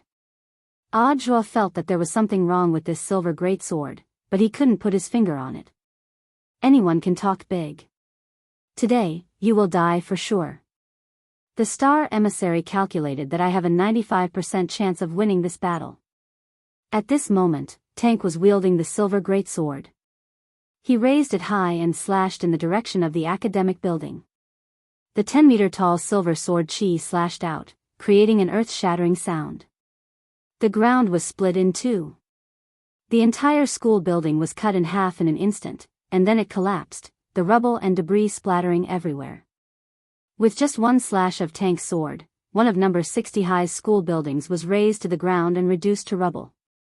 Standing in the ruins, Audjwa looked around. Only then did he realize that it wasn't just the principal's office. All the desks and chairs in the classroom, as well as the equipment used in teaching, had been cleared and taken away. It seemed like Headmaster Chen had long predicted that there would be a battle today. Thus, he thought that he could take advantage of this battle to give number 60 High a free demolition. At that moment, Audjwa marveled in his heart at Headmaster Chen's calculations.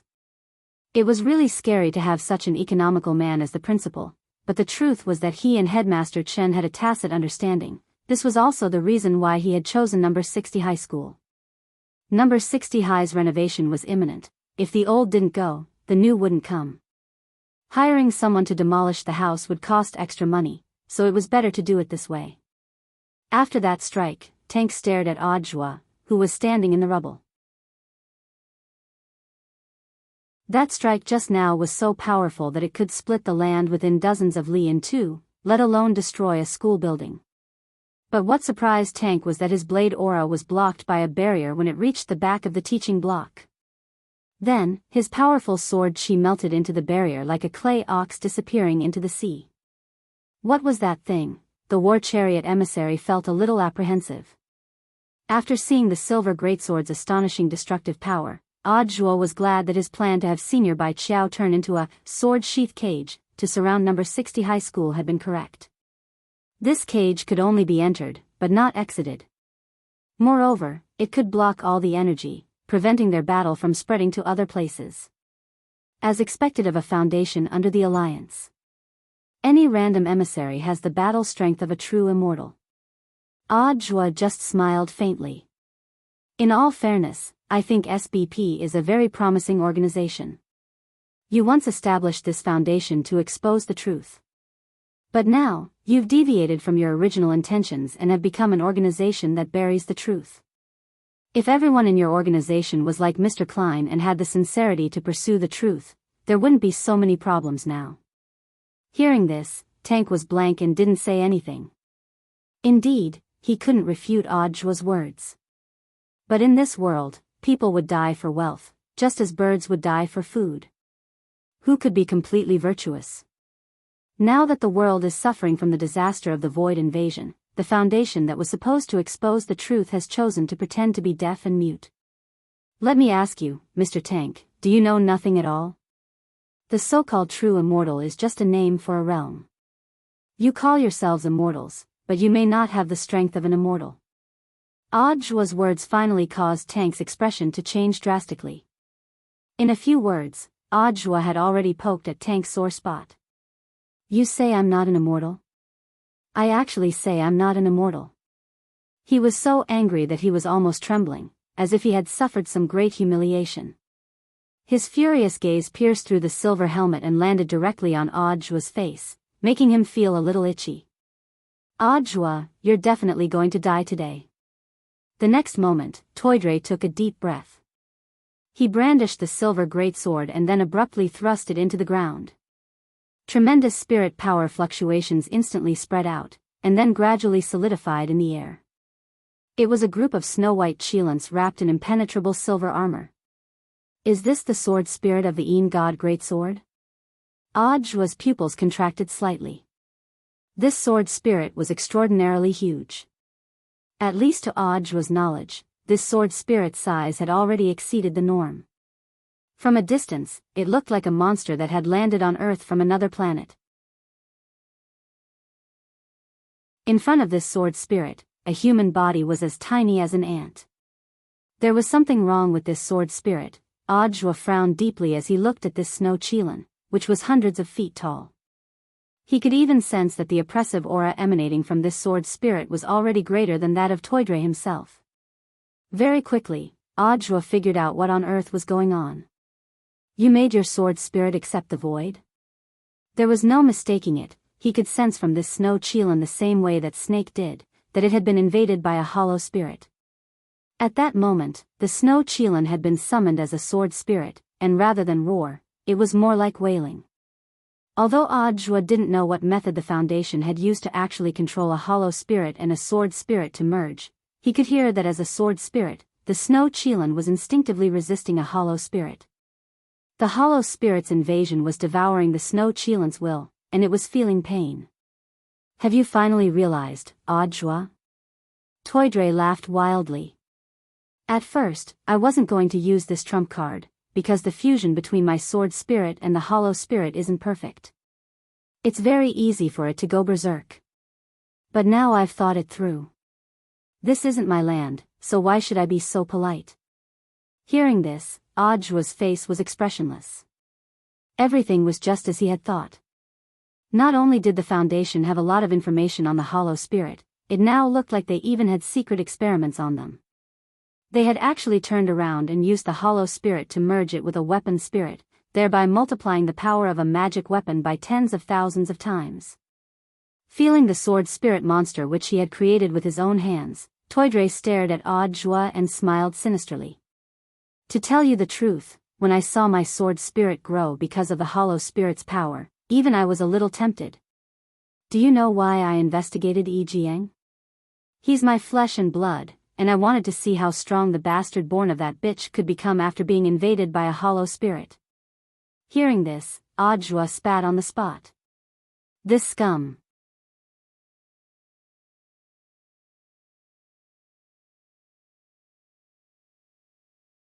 Chapter 1253. On a high-rise building dozens of meters away from number 60 High's battlefield. A beautiful and dignified nun with a veil gazed at the battle in front of her.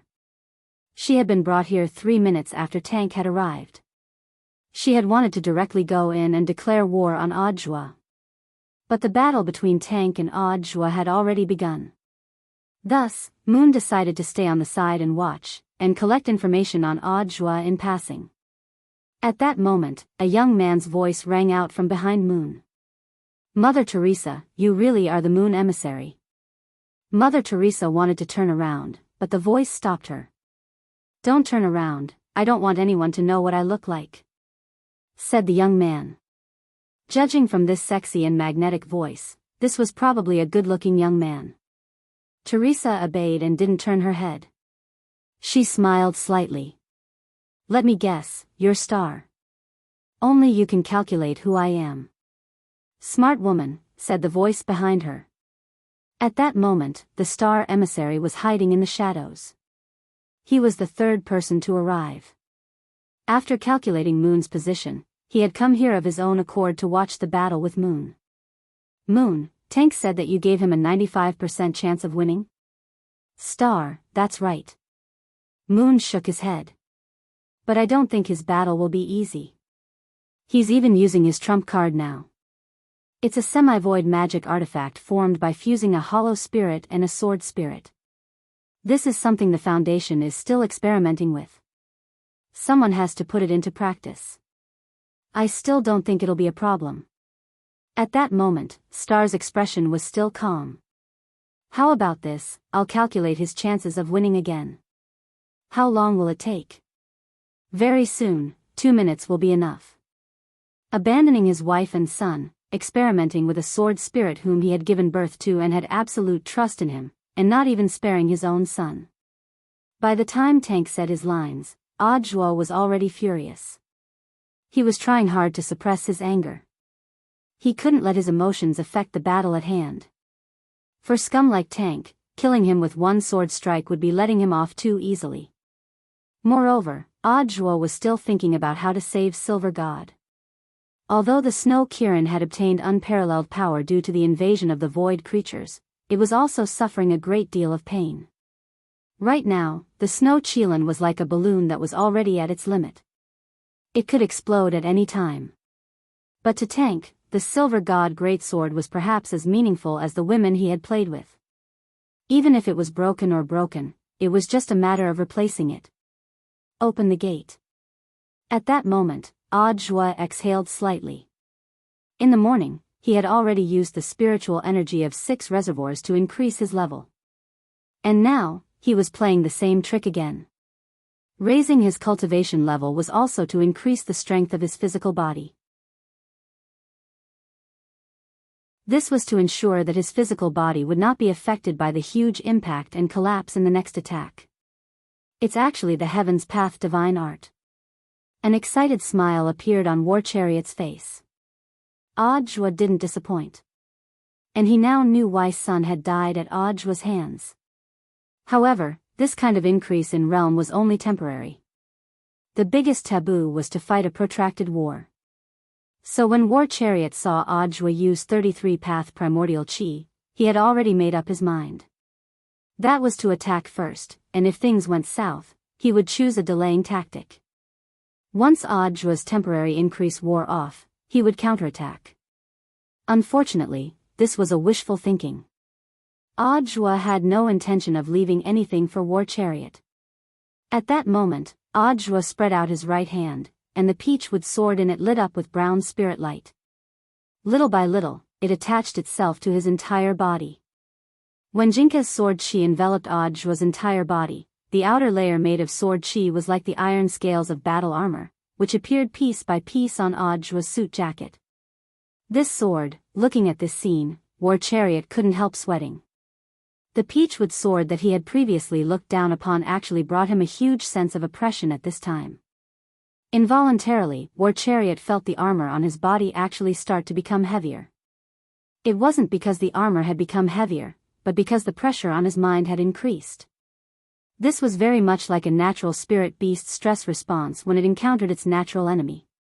The spirit will become tense in an instant. Then, his breathing would become heavy. Sweat would start to ooze from his body. Even incontinence, Audjwa, holding this mind-shaking peachwood sword, walked toward War Chariot step by step like a zenith heaven golden immortal descending from the sky. When he came back to his senses, Audjwa was already less than 3 meters in front of War Chariot. Because of his spiritual fear, War Chariot was astonished to find that his mind had actually gone blank for a period of time, and he had blacked out.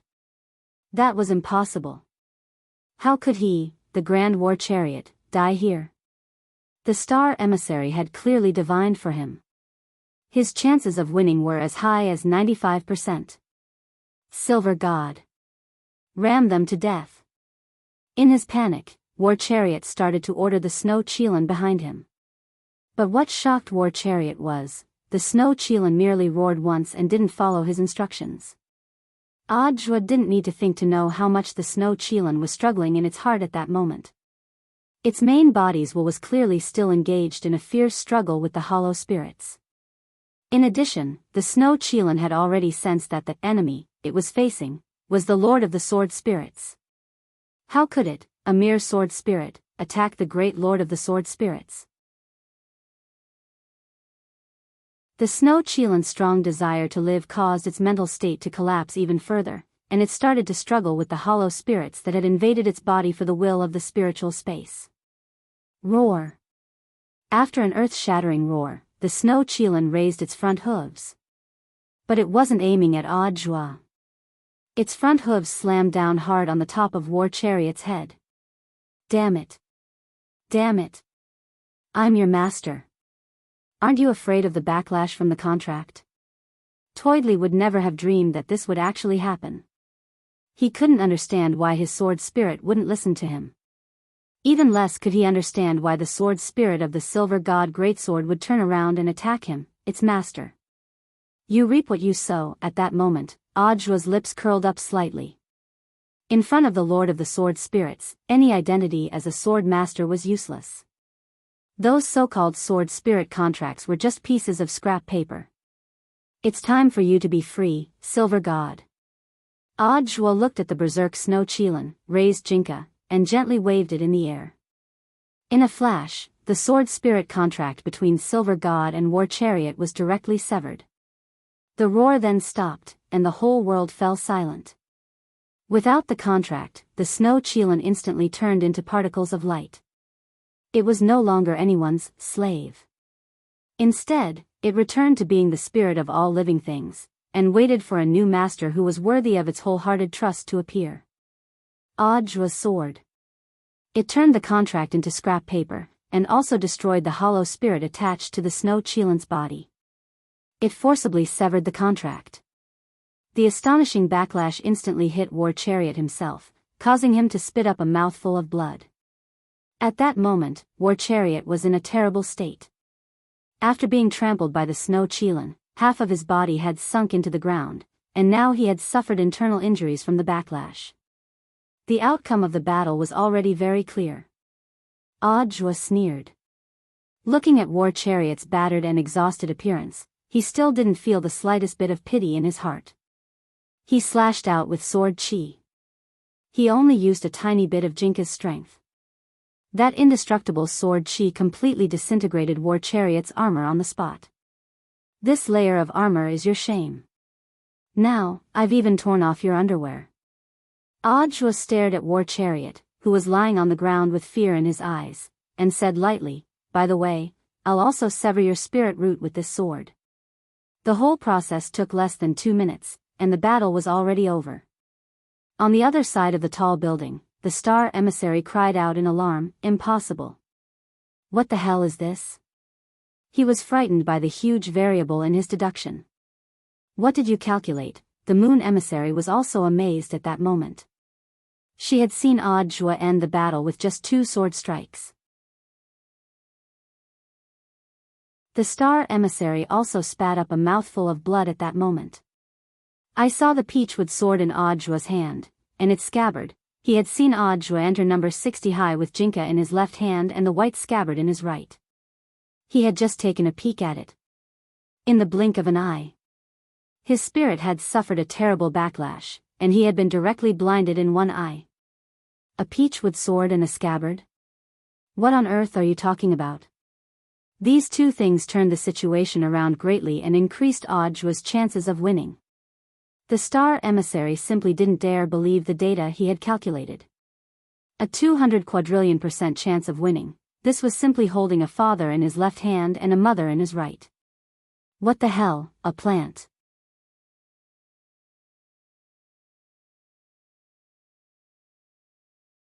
Chapter 1254. The star emissary would never have dreamed that the battle would be over before it had even started. Mother Teresa was an honest person. She had in fact already heard the sound of Star vomiting blood, but remembering that Star had told her before not to look back, she stayed where she was and didn't move. "Star, are you all right?" To be honest, she was very nervous.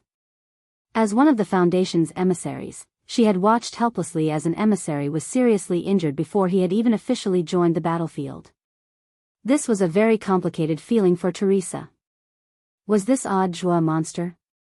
"If you need my help, just ask. I have some healing methods," Teresa said. In fact, she wasn't a combat type, but a supportive healer. In the world of healers, she was even known as the mother of all stars. "No need, you can't help me," Star said weakly. He had already taken the tonic he carried with him. But at most, this medicine could only help him recover from his internal injuries. The damage to his vision was probably already irreversible. He had directly lost his sight in his right eye, and his remaining left eye was about 2000 degrees short-sighted, which was almost no different from being blind. Now that the star emissary had opened his eyes, there was only a trace of chilling light left in his left eye. It had taken him hundreds of years to hone this pair of eyes that could peer into the secrets of heaven, but he had never expected to suffer such a devastating blow in an instant. He had even anticipated that there was something strange about Audiobook, but hadn't dared look at him. He had just flashed back and glanced at him. In the end, he had ended up like this. There's only judgment and fate left. Teresa sighed. She felt that the fool's emissary was also an expert, but she didn't know why the judgment emissary had suddenly excluded him. But Teresa was well aware that if she wanted to survive in the Foundation, the best way was to not ask too many questions. She would just go with the flow. Back then, she had only joined the Foundation for the high reward it offered her. The wisest choice was to protect herself for the sake of the reward. So when she saw that the chariot in front of her was seriously injured, she didn't have the slightest intention of helping it. Audiobook was too scary, going up now would be courting death. Nowadays, the judgment emissary basically had the final say in the Foundation. Teresa didn't think it was worth risking her life to save a chariot. She even thought that Audiobook had fought well. Shouldn't this scumbag who treated women as toys be taught a lesson? Currently, Tank was completely naked and buried in the ground. He was already crippled. His spirit root had been severed and he had lost all his realms. In addition, his upper body was seriously injured. Now, even an ordinary person could give him one last stab. And now, Tank had clearly lost his mind. The double blow to his body and mind made it impossible for him to accept everything that was happening in front of him. I'm an immortal. I'm really an immortal. He kept muttering these words as his eyes lost focus. After this incident, Tank would probably spend the rest of his life in a mental hospital. Audiobook felt that this was the best punishment for such a person. At the same time, Audiobook once again marveled at Jinka's terrifying strength. To be able to sever one's spirit root without harming one's life, apart from this sword spirit master, there was probably no other sword spirit in this world that could achieve such accuracy. If an ordinary cultivator's spirit root were to be severed, they would definitely die. At that moment, Audiobook heard a few scattered claps from outside the school gate. He raised his head and saw a man in a black cloak approaching him from the direction of his line of sight. The man clapped his hands as he walked into number 60 high school. He took off his big hood, and Audiobook saw the black mask under which the word "Fate" was written in red. Judging from the color of his hair, he seemed to be an Asian. Book of Sage Immortal had sent Audiobook almost all the information on the Foundation's emissaries, including the judge, Su Bai. But Book of Sage Immortal was still investigating this Fate emissary. At that moment, the Fate emissary had appeared. Audiobook was also speculating about his identity. Judging from the color of his hair, he seemed to be an Asian. Are you from Huaxiao? As expected, Director Zhua is smart. The voice of the Fate emissary under the Fate mask was clearly altered. It seemed that this Fate emissary was hiding his identity. I never thought that not all of the Foundation's emissaries would be foreigners, said Audiobook. Jinka in hand, he was ready to fight. Audiobook, are you here for Tank, for revenge? Then let's begin. Let me say this first, I'm not here for Tank. I'm fighting for myself.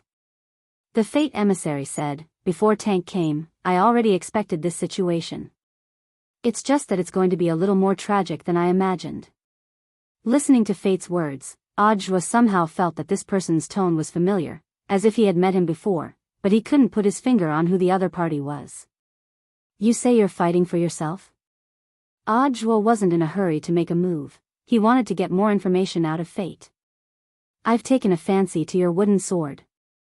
If you give it to me, not only will you avoid a fight, you'll also be able to save your own life. Wearing the Fate mask, he said this very calmly. Unlike Tank and Snake's boundless conceit, it was as if victory was truly in his grasp. Snake and Tank both died at my hands. Are you confident that you can beat me? Audiobook looked at him. Like Tank, this Fate emissary's aura was pure and hadn't been invaded by the ethereals. But with the experience of fighting Tank, Audiobook was also wary of the magic weapons that Fate might use. The people of the Foundation were a bunch of lunatics. God knew if Fate had injected the ethereal into its magic instrument or not. Don't worry, I'm not like a despicable person like Tank. I'm truly capable. The Fate emissary stepped forward at that moment. He then took out his weapon, which was an emerald green bamboo. The bamboo had been shaved to a very sharp point, like a blade. Under the faint light, its entire body exuded a luster similar to that of amber glass. Audiobook was instantly on guard. The greatest truths were simple. The simpler a weapon looked, the more unparalleled its power might be. Wasn't the peachwood sword in his hand such an existence? Do you know the Sword of Destiny, Director Zhua? At that moment, the Fate emissary raised his head and looked at Audiobook. I have a feeling that the Sword of Destiny in my hand might come from the same place as the peachwood sword in your hand. As soon as he said this, he vanished into thin air. In a flash, he appeared behind Audiobook in the blink of an eye. You're slow to react, Director Zhua. But it's also fate that you were stabbed by me. As soon as he said this, the bamboo sword instantly pierced through the sword chi wrapping Ajua's body and stabbed him in the kidney. Ajua felt as if a foreign object had invaded him from behind, and blood dripped down the tip of the bamboo. It actually pierced through Lord Jinka's sword chi. Shocked, Ajua clenched his teeth and pulled his body out of her. No, not pierced, but ignored. At that moment, Jinka's voice rang out inside Ajua's body. Ignored sword chi? What on earth is this? Hearing Jinka's words, Ajua was even more astonished. Jinka's voice was calm. It's fine. When Bai Qiao and I combine, we can beat it. Were they finally going to combine? Ajua nodded. Enduring the pain of his kidney being pierced, he sheathed the peachwood sword.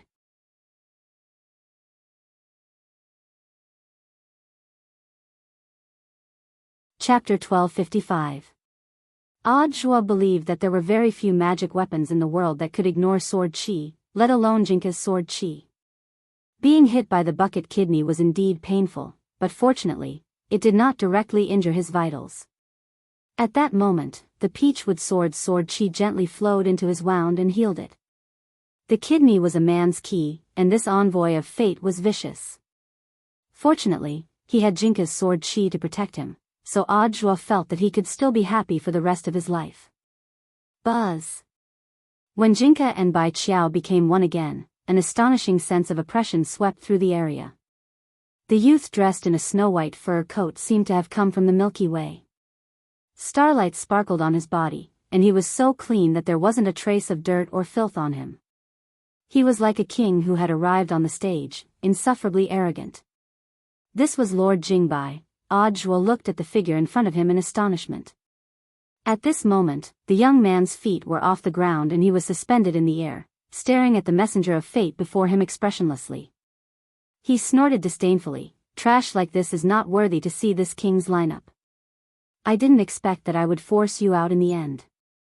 To his surprise, this envoy of fate seemed to know Jingbai's identity. The moment he saw Jingbai appear, the pressure was clearly on fate's side, but for some reason, Ajua felt that this envoy of fate seemed a little excited. Boom! The next moment, Destiny's aura suddenly surged. It was as if a fountain of energy had erupted from his body like a volcano. This is... Ajua was surprised. What surprised him was not the sudden increase in aura, but the sword Dao behind this sudden increase in aura.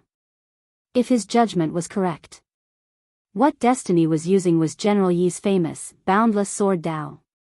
His true identity was that of a sword saint? Ajua was astonished. Although he felt that this person was familiar from the beginning, he still felt that this was not the sword saint's style. At this moment, the Fate Envoy, who had activated the limitless sword Dao, laughed maniacally as he forcefully withstood the pressure. At the same time, he used the sword of destiny in his hand to predict where he would attack next. Ajua. Next time, I will pierce through your heart. This is all fate's arrangement. Then, the fate of Ben in high-speed movement. His figure once again disappeared from Ajua's sight. This was a sword technique he had never seen before. First, a preview, then a precise implementation of the content of the preview. It was another incomparably mysterious angle. The bamboo, known as the Sword of Fate, cut in from an angle that Ajua hadn't expected. Like the last attack, it ignored the defensive barrier of sword chi and was aimed at Ajua's heart. Jingbai shook his head, but he was faster than fate. The bamboo sword was only a few centimeters away from his chest. He directly attacked and circled behind Ajua's back. He held the bamboo sword with his index finger. There were only a handful of swords that could ignore his sword chi. There was only one sword that Jingbai could think of. The messenger kept calling his bamboo sword the Sword of Destiny. But in fact, the true name of this bamboo sword spirit was Advance. The Prophecy. A sword spirit that was born in the same place as him. He had even competed with him for the position of the sword spirit master. But in the end, he still won the throne by an overwhelming margin. Even Jingbai hadn't expected that their second meeting would actually be here. Is this the new master you found? Jingbai's face was expressionless as he mercilessly criticized the messenger of fate in front of him. You're really too inferior. On the other side, after stabbing out, Fate tried to pull the bamboo sword away, but found that his sword was firmly stuck to it by a tremendous force. The disparity in strength made it impossible for the sword of fate to escape Jingbai's grasp. Get lost, this is fate's arrangement. Jingbai sneered. He returned the words of the messenger of fate without changing them. A sword light shot out of Jingbai's fingertip and traveled along the bamboo sword. This sword light was just a billionth of Jingbai's strength. But it was so fast and strong that it was far beyond what fate could have imagined. Not good. At that moment, fate gritted his teeth. He realized that he had to let go of the bamboo sword. But it was too late. The sword light traveled so fast that, like an electric shock, it swiftly poured into his sword-wielding right hand. In the blink of an eye, a crushing sword intent poured directly into Fate's right fingertip and crushed everything into powder along his finger. Fate reacted swiftly. He knew that he couldn't resist such a ferocious sword intent at all. The next moment, he gritted his teeth and used the finger sword in his left hand to cut off his entire arm along his right shoulder. This was to prevent this sword intent from spreading to the rest of his body. It was only then that Fate started to fear Jingbai. The sword spirit in front of him was too powerful. At the same time, he was deeply aware. He already couldn't take this kind of attack a second time. As a swordsman, the pain of losing one's arm was something that no one could understand. Damn it, at that moment, he stared at the bamboo sword that Jingbai had snatched away, and his heart was filled with hatred. This damned liar. The sword spirit of the Sword of Fate had clearly told him that as long as he had him, he would win every battle. He had actually been swindled by a sword spirit. Winning every battle, it's all fake.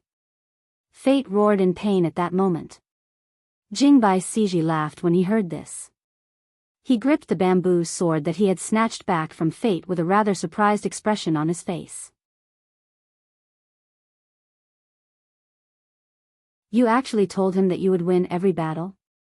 Clearly, even Jingbai thought that this was a blatant fraud. During this period of living on Earth, Jingbai knew that there were phone scams and text scams on Earth. The sword spirit's deception, this was the first time he had heard of it. The bamboo shook slightly in Jingbai's hand, as if in response to his question. Audiobook felt that after this Sword of Destiny fell into Jingbai's hands, it would be a different story. She was extremely obedient. A few seconds later, after knowing the truth, Jingbai raised his head and stared at the envoys of fate in front of him, who were dizzy with rage. He didn't lie to you. Jingbai said, from the very beginning, the forecast was very clear. He is below one spirit but above 10,000 spirits. He is victorious in every battle. Realization instantly dawned on Audiobook. It turned out that this messenger of destiny was too excited when he picked up the heaven-defying bamboo sword and only heard the last 4 words, 10,000 battles, 10,000 victories. Listening to the whole sentence, it was indeed not a scam, above all living beings. With this as a prerequisite, it could indeed be described as 10,000 battles and 10,000 victories. But perhaps even Zhujian himself would not have thought of it. The new master he had decided on. He had actually directly led him to the only man he couldn't beat. Sure enough, all of this had been arranged by fate. Take off your mask, fate. At that moment, Audiobook looked at the man in front of him who was deeply involved in the sword spirit's deception. He felt that this envoy of fate's true identity was, either he was Blade Master, or he was someone who was very close to Blade Master. Could it be Evil Sword God? But this guy was still playing landlord in prison.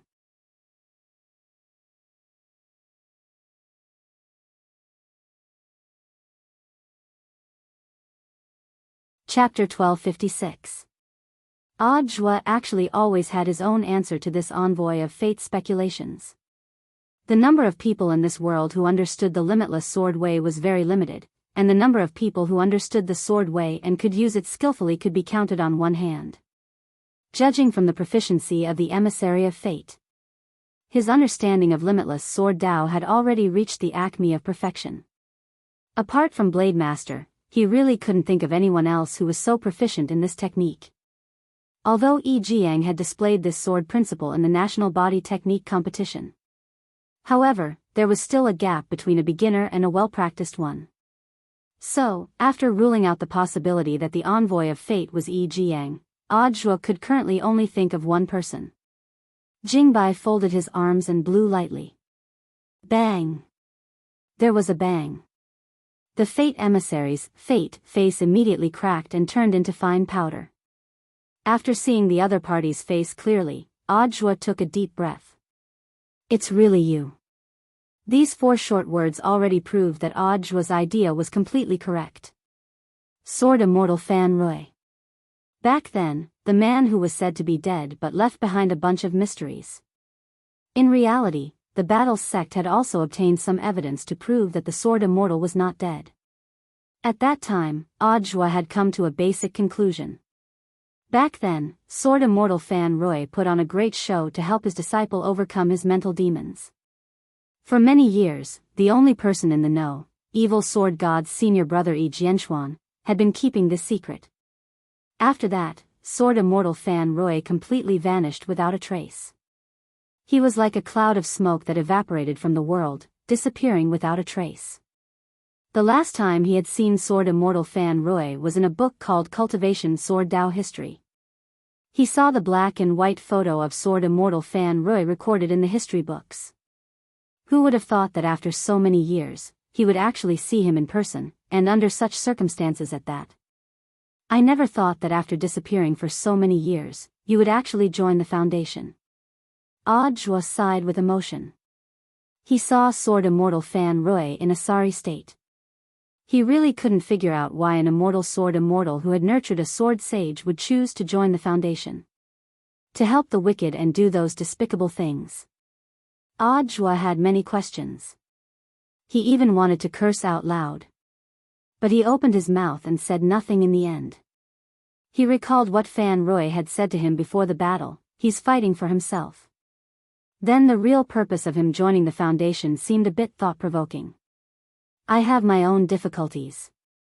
You won't understand. Fan Rui stood up. His entire right arm had been cut off, and the ground was covered in blood. The gurgling blood had already gathered at his feet and formed a pool of blood. The amount of blood was extremely shocking.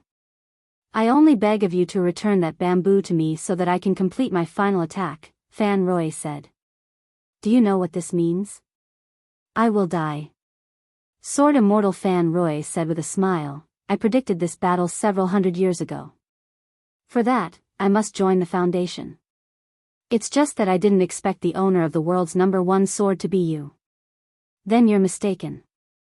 I don't have the ability to become his master. Zhuo smiled bitterly and gave Jingbai a look.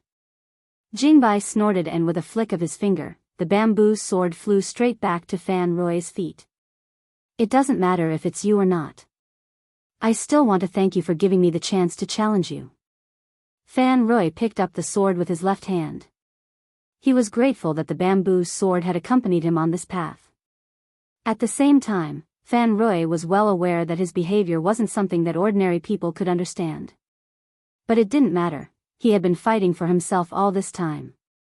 At that moment, Sword Immortal took a deep breath and was ready for his final attack. Boundless Sword Dao, all out. As soon as he said that, powerful sword chi surged out of Sword Immortal's body. For a moment, the ground around Fan Rui was hit by the sword chi, leaving dozens of deep ravines. This sword chi almost blotted out the sky and the earth, like a raging tsunami. Zhuo was astonished by such an astonishing amount. The man in front of him was indeed as strong as written in the history textbook he had read, and there was nothing exaggerated about it. However, this strength was only limited to the strength on earth.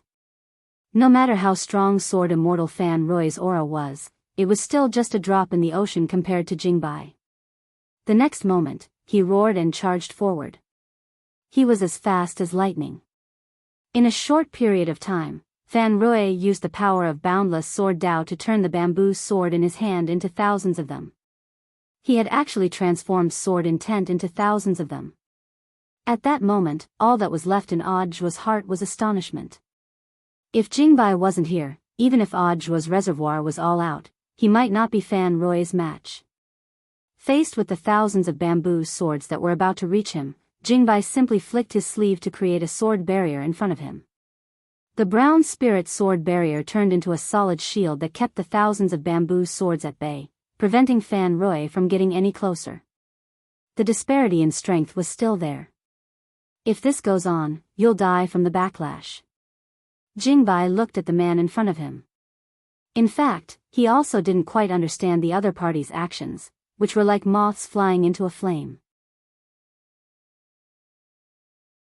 Perhaps for someone who had pursued sword Dao all his life, dying under the world's #1 sword could be considered a kind of romance. Jingbai was expressionless. He acted according to orders and didn't have the slightest bit of mercy for Fan Rui. On the other side, Fan Rui was also doing his best to use the bamboo sword in his hand to take a step forward. The tip of his sword extended forward at a speed of a few millimeters, which could almost be described as minuscule. Audiobook didn't know what on earth Fan Rui's objective was. As time passed, he saw that sword immortal Fan Rui's body was already starting to crumble under the pressure of the sword barrier's backlash. Starting from the fingertips of his left hand, it turned into fine powder little by little. "I've already won this battle." A few seconds later, Fan Rui laughed heartily.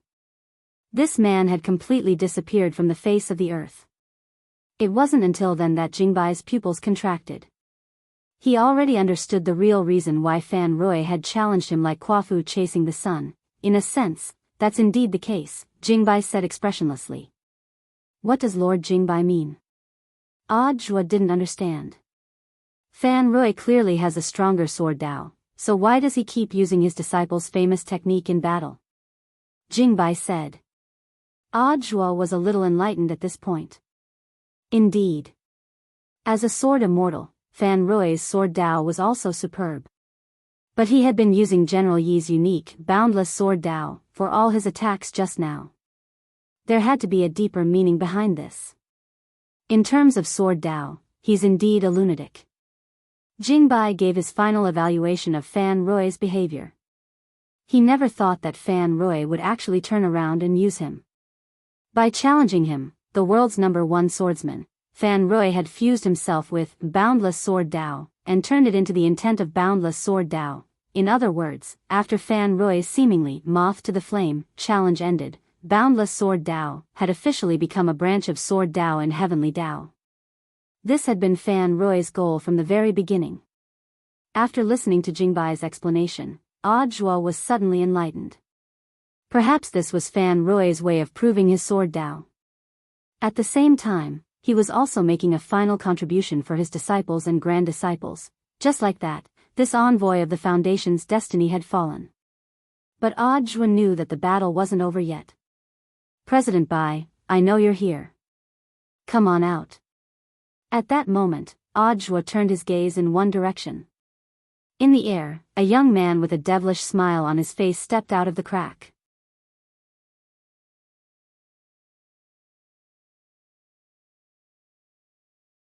Chapter 1257. In some sense, Audiobook felt that President Bai was his Shifu's lifelong enemy. But this lifelong enemy was more miserable. Almost all of his life had been slapped to death with just a few slaps. Audiobook didn't know how many blows President Bai had appeared in front of him at that moment. He didn't know how many blows his Shifu could take. Audiobook stared at the young man who had come back to life in front of him. He was dressed in a black noble robe with a red moon pattern, and a pure black belt wrapped tightly around his slender waist, making him look tall and straight. His every movement was full of the air of a Western aristocrat. Before being invaded by President Bai, this young man had been called Michelle, and was the owner of Castle of the Dark Knight. It could be seen that although President Bai had become a hollow spirit and invaded Michelle, he hadn't abandoned Michelle's original elegant and noble temperament. At that moment, he gripped his cane and stared in Audiobook's direction as he sneered.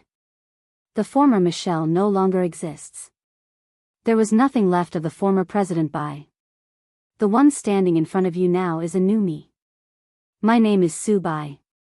An elegant and magnetic male voice rang out. Su Bai didn't speak. Zhuo was startled to realize that this voice was actually ringing out directly in his head. Can you feel it? This is the power of a high-level life form. I am all things, and all things are me. This is a power that resonates with all things.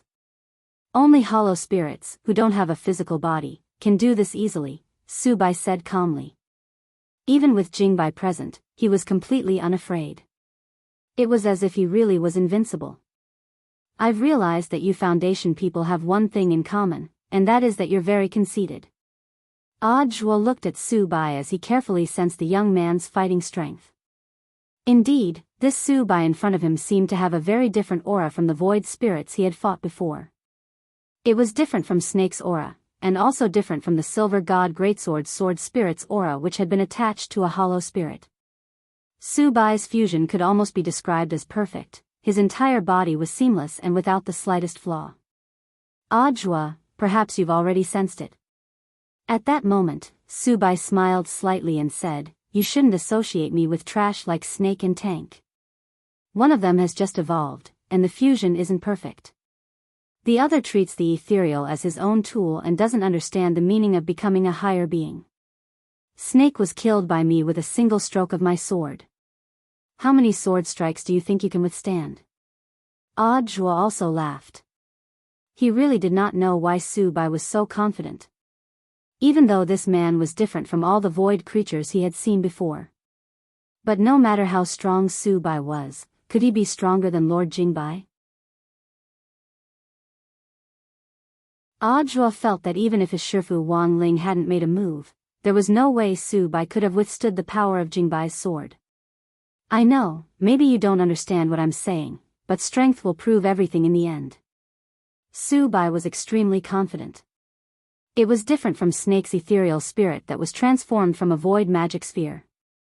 He was someone who had been baptized by the Void Lord. At that moment, Su Bai turned the golden cane in his hand, and the scenery around number 60 high abruptly changed. Buzz! Bam!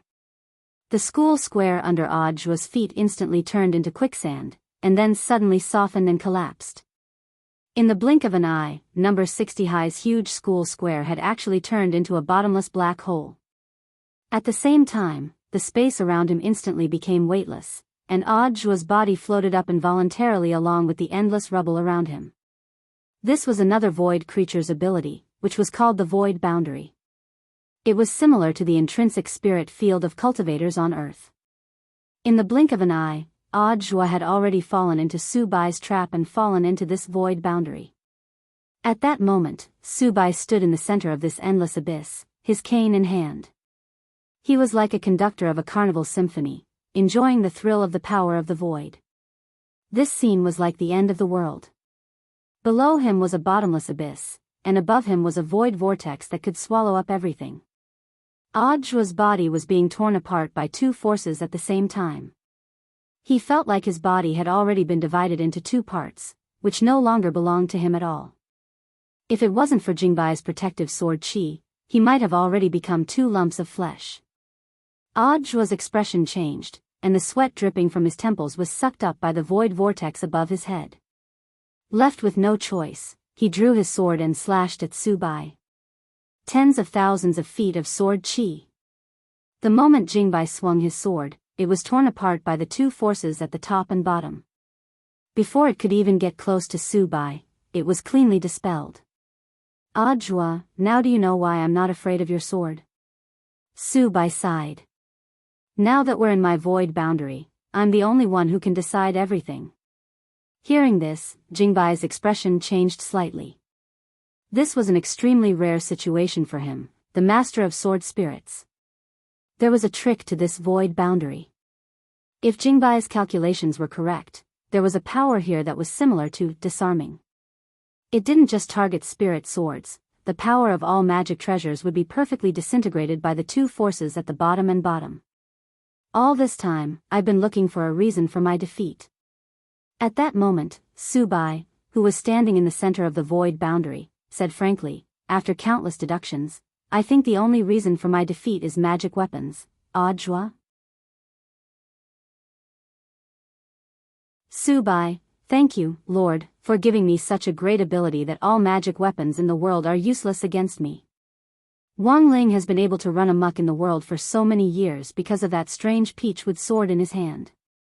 Including those slaps he gave me, he must have fused them with the power of the peachwood sword.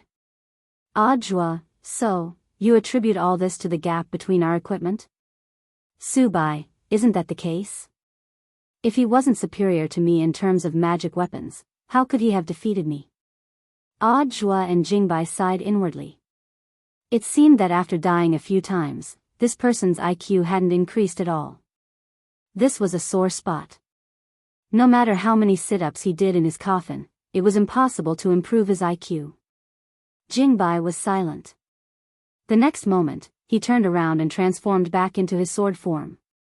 In his view, this kind of idiot was already completely hopeless. One more look at him and he risked lowering his IQ. Thus, Jingbai couldn't avoid it in time and had no intention of continuing to pay attention to Subai's senseless delusion. Although the sword chi had been devoured, he still had many ways to kill Subai. Don't, Lord Jingbai, what will I do if you leave? Audiobook cried out in his heart. Haven't you noticed yet? Your Shifu is already here. At that moment, Jingbai's voice rang out in Audiobook's mind. When Audiobook came back to his senses, a warm hand abruptly rested on his shoulder. It was that man had just finished his homework and was here.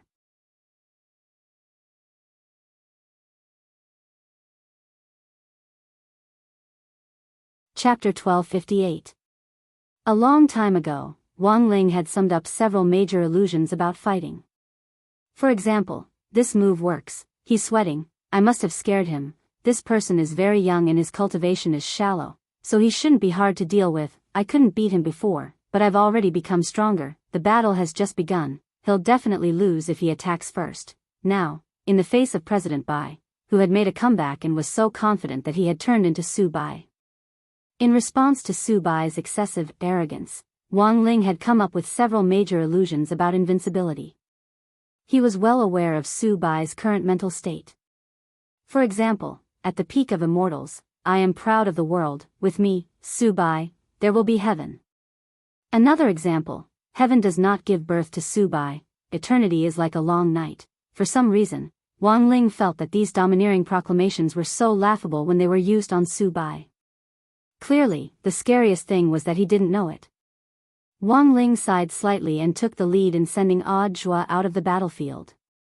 Because he could already hear sirens outside the void boundary. There was no way such a huge fluctuation of spirit power wouldn't attract the attention of the police. So he sent Audiobook out first to stabilize the situation, and at the same time organize the police force to disperse the surrounding people. But to be honest, Wang Ling felt that the battle here would be resolved very quickly.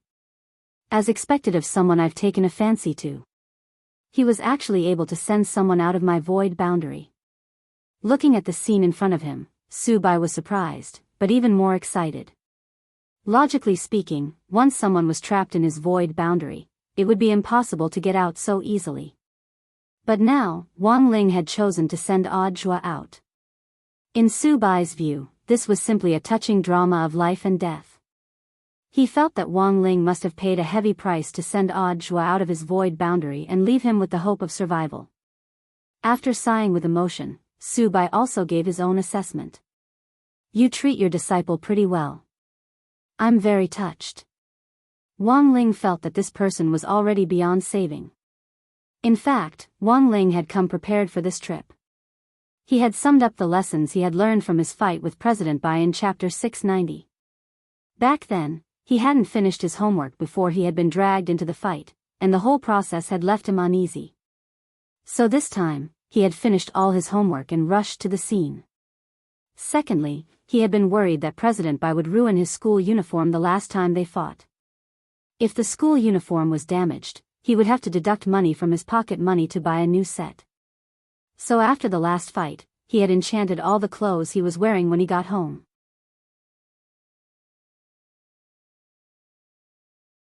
It was precisely because of this that his clothes weren't torn to shreds by the two enormous forces tearing at him from above and below as he stood in the void boundary. On the other hand, he was facing a familiar opponent. President Bai also summed up the lesson learned from last time. Before he became ethereal, his self-healing ability was his greatest trump card. Therefore, before the battle began, he had decided on a strategy of attrition. He planned to exhaust the youth's stamina before launching a counterattack. But young President Bai didn't know that even the most basic slap from the youngster had the effect of heavily injuring him. When he was slapped, he didn't even have the strength to fight back. Therefore, in this battle, after he evolved into White Void, he came up with a new strategy, which was to use his advantage as a void creature to suppress the enemy with firepower. Void creatures didn't need to worry about spirit energy consumption. Their energy source came from the void, and the void's energy source was inexhaustible. At that moment, the two of them stood alone in the void boundary. After looking at each other for a few seconds, they each had their own thoughts. Grasping his cane, White Void raised his sleeves, and an endless mass of void energy appeared in the void. These energy masses of various sizes appeared almost instantaneously around Wang Ling like the giant abyssal mouth of a prehistoric beast, and he was instantly surrounded so tightly that not even a drop of water could escape. For a moment, Wang Ling felt like he was trapped in an ocean ball. Wang Ling opened his king's eye, and the three-petaled golden lotus in his eyes bloomed, giving his pupils the color of a black hole. A tremendous devouring ability began to manifest. At that moment, Wang Ling's king's eye turned into the mouth of a giant beast, which sucked in all the energy nearby. In the face of such a dense mass of void energy, this was the best solution Wang Ling could come up with. If he forcibly destroyed it, even the aftershock from the explosion would be enough to destroy Songhai City. Casually dispelling his move, White Void's mind went blank again, just like the last time. He had already become a more advanced life form. Perhaps even White Void himself didn't realize it, but fine sweat had already started to trickle down his forehead. The other party could actually absorb all of his void energy with just his strength? No. That was impossible. At that moment, White Void turned his cane again in disbelief. He had an inexhaustible supply of void energy, and he didn't believe that Wang Ling could devour his energy endlessly, so troublesome. On the other side, Wang Ling could only repeat what he had done last time, and use the king's eye to absorb the energy again.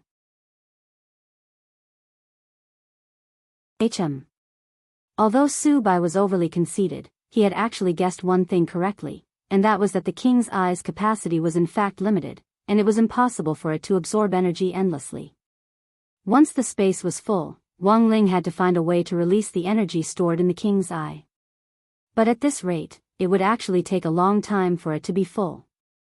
Bored to death, Wang Ling stood in the middle of the field and watched White Void's boring performance. After observing for a while, he was already a little impatient. Thinking of the online classes he had to take tomorrow, Wang Ling's heart was instantly filled with complicated emotions. This was the so-called suspension of classes didn't stop. Even if Wang Ling was at home, he still had to take online classes. Not only that, the school had also stipulated that every student had to record a learning video and send it to the class group. This undoubtedly added a lot of trouble to Wang Ling. This way, he couldn't let the two gremlins pen and eraser do his homework for him. And wasn't the main culprit behind why he was stuck at home taking online classes because of this White Void standing in front of him? As the saying went, every debt had its debtor. In that instant, Wang Ling, who had to take online classes the next day, could no longer suppress his urge to slap White Void to death. Like the last time, he walked toward White Void step by step. But compared with the last time, White Void had indeed become stronger. Wang Ling couldn't guarantee that he wouldn't be able to directly kill him with one slap. But he still walked up to White Void and raised his hand.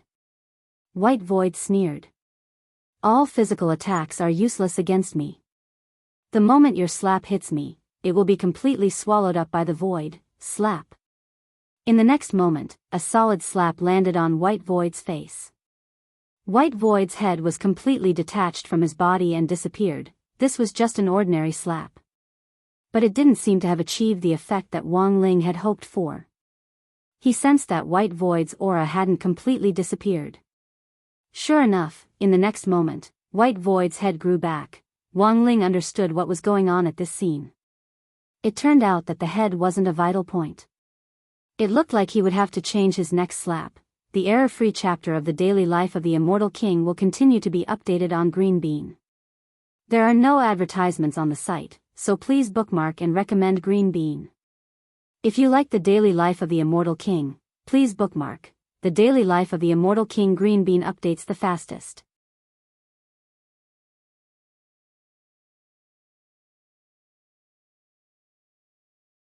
Chapter 1259.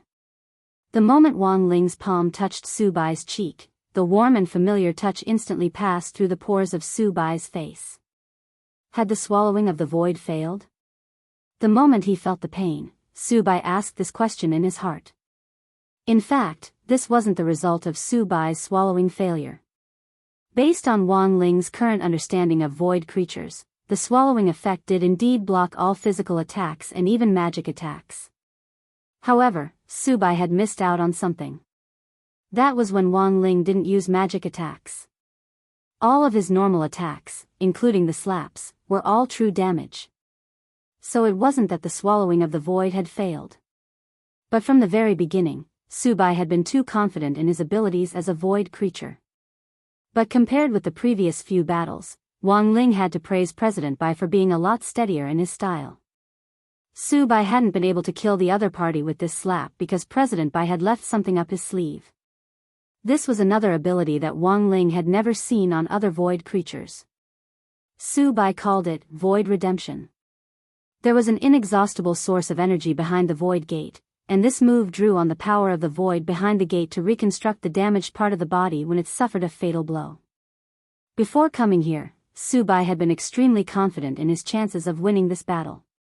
But he had still left something up his sleeve, and had used the power of the void to customize a lot of human organs in advance so that he could transfer them to Wang Ling at any time.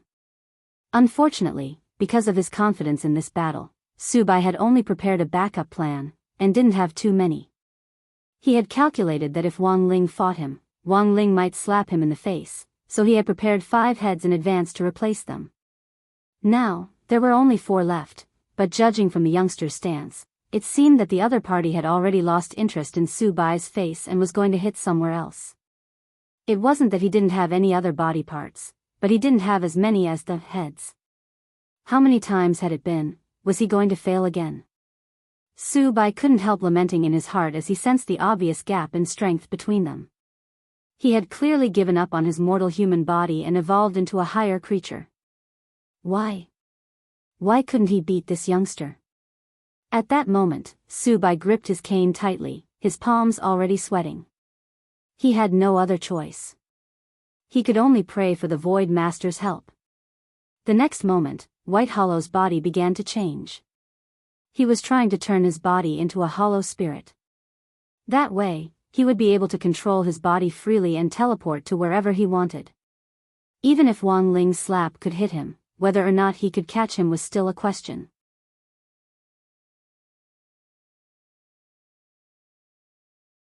However, what shocked Su Bai was that, just as his body was about to transform, he was stunned by a terrifying suction force. Wang Ling's eyes again. That pair of eyes that seemed to be able to see through everything, penetrate the eternal night, and see through the boundless universe. The terrifying power of suction had the power to separate the false from the true. Su Bai's body froze on the spot. No form existed in front of the king's eye. In fact, all of this was Su Bai's own doing. He had become an ethereal. However, in order to sneak into the human world, he invaded someone else's body. Perhaps he was plotting his own grand plan.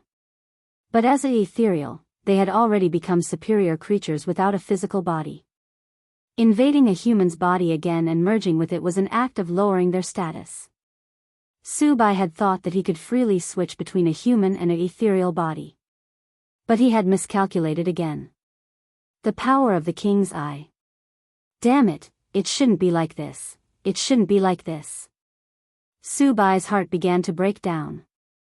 Every time this youngster dealt with him, he would come up with some new tricks that Su Bai didn't even know about. Each time, he didn't have the most comprehensive information. It was as if he was forever one step behind the youngster in front of him. The king's eye wasn't part of Dao. Wang Ling had only learned this secret not long ago. So even if Su Bai realized how powerful the king's eye was, there was no way he could deal with it. His eyes were probably the hardest things in the universe. There was no power that could pierce through them. Thus, Wang Ling wasn't worried at all about exposing the king's eye in front of Su Bai. Besides, would there be a next time? Wang Ling didn't believe that Su Bai could come back to life after this battle with another identity. At that moment, Su Bai, whose form was restricted by the king's eye, felt a deep stabbing pain in his soul. On the other side, Wang Ling wasn't going to give Su Bai any chance to think at all. His second palm was aimed at Su Bai's crotch, and he directly smashed the lower half of Su Bai's body, which was also an extremely fatal part. Wang Ling. Don't look down on me. The battle isn't over yet. Su Bai suddenly roared at that moment. There was unwillingness and anger in this roar, but Wang Ling felt that it was more likely a sense of despair after a broken jar. Su Bai didn't have many organs left in his other body parts. Su Bai swiftly reacted to Wang Ling's second palm strike. Before Wang Ling's palm landed, he swiftly turned his face toward Wang Ling. Wang Ling marveled at Su Bai's operation. He had actually taken the initiative to use his face to block the knife for the other parts of his body, and so, after the second palm, he knew that there were only 3 white skulls left in his inventory. After his head was restored, Wang Ling realized that Su Bai was actually smiling at him.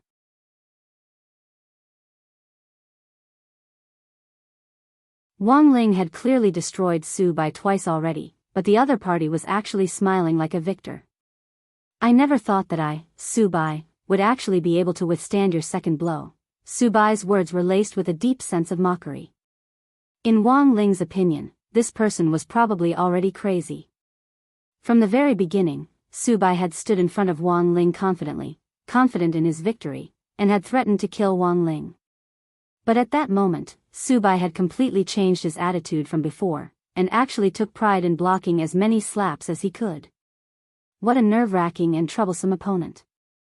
Wang Ling evaluated Su Bai in his heart. After a sigh, he sent a third palm strike towards Su Bai. This palm cut into the scorched area very craftily, and Wang Ling felt that this should be enough to end the battle. But just as his palm was about to touch Su Bai's face once again appeared precisely under Wang Ling's palm. Wang Ling, I told you not to look down on me. I've already bet that you'll attack from this angle. I still have 2 heads left. Although I can't beat you, at the very least, I can withstand your 4th palm. At that moment, Su Bai laughed maniacally. In this world, let me ask you, is there anyone who can withstand your 4th palm? Who else? For a moment, Wang Ling couldn't refute him. He felt that this person's head had been beaten out of shape.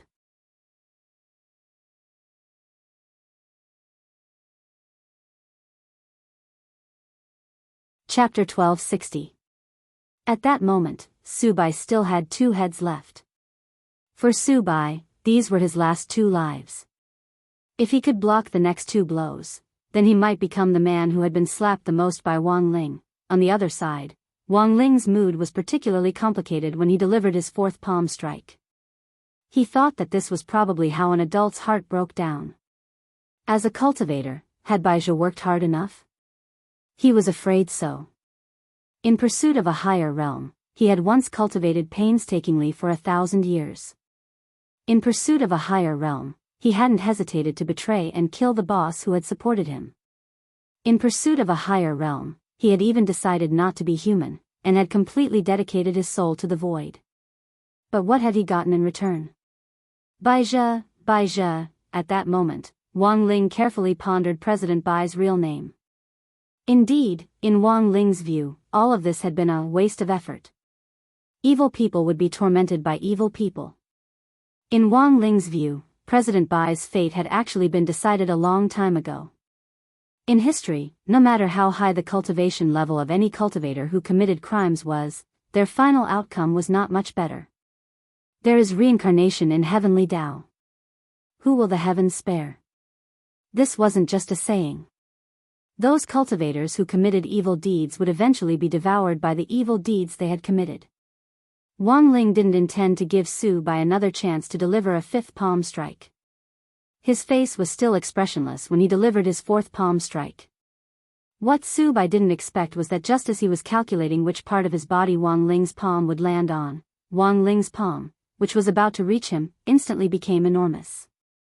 Like the 5 fingers of a Buddha, his enormous palm blotted out the sky. In an instant, his entire body was covered.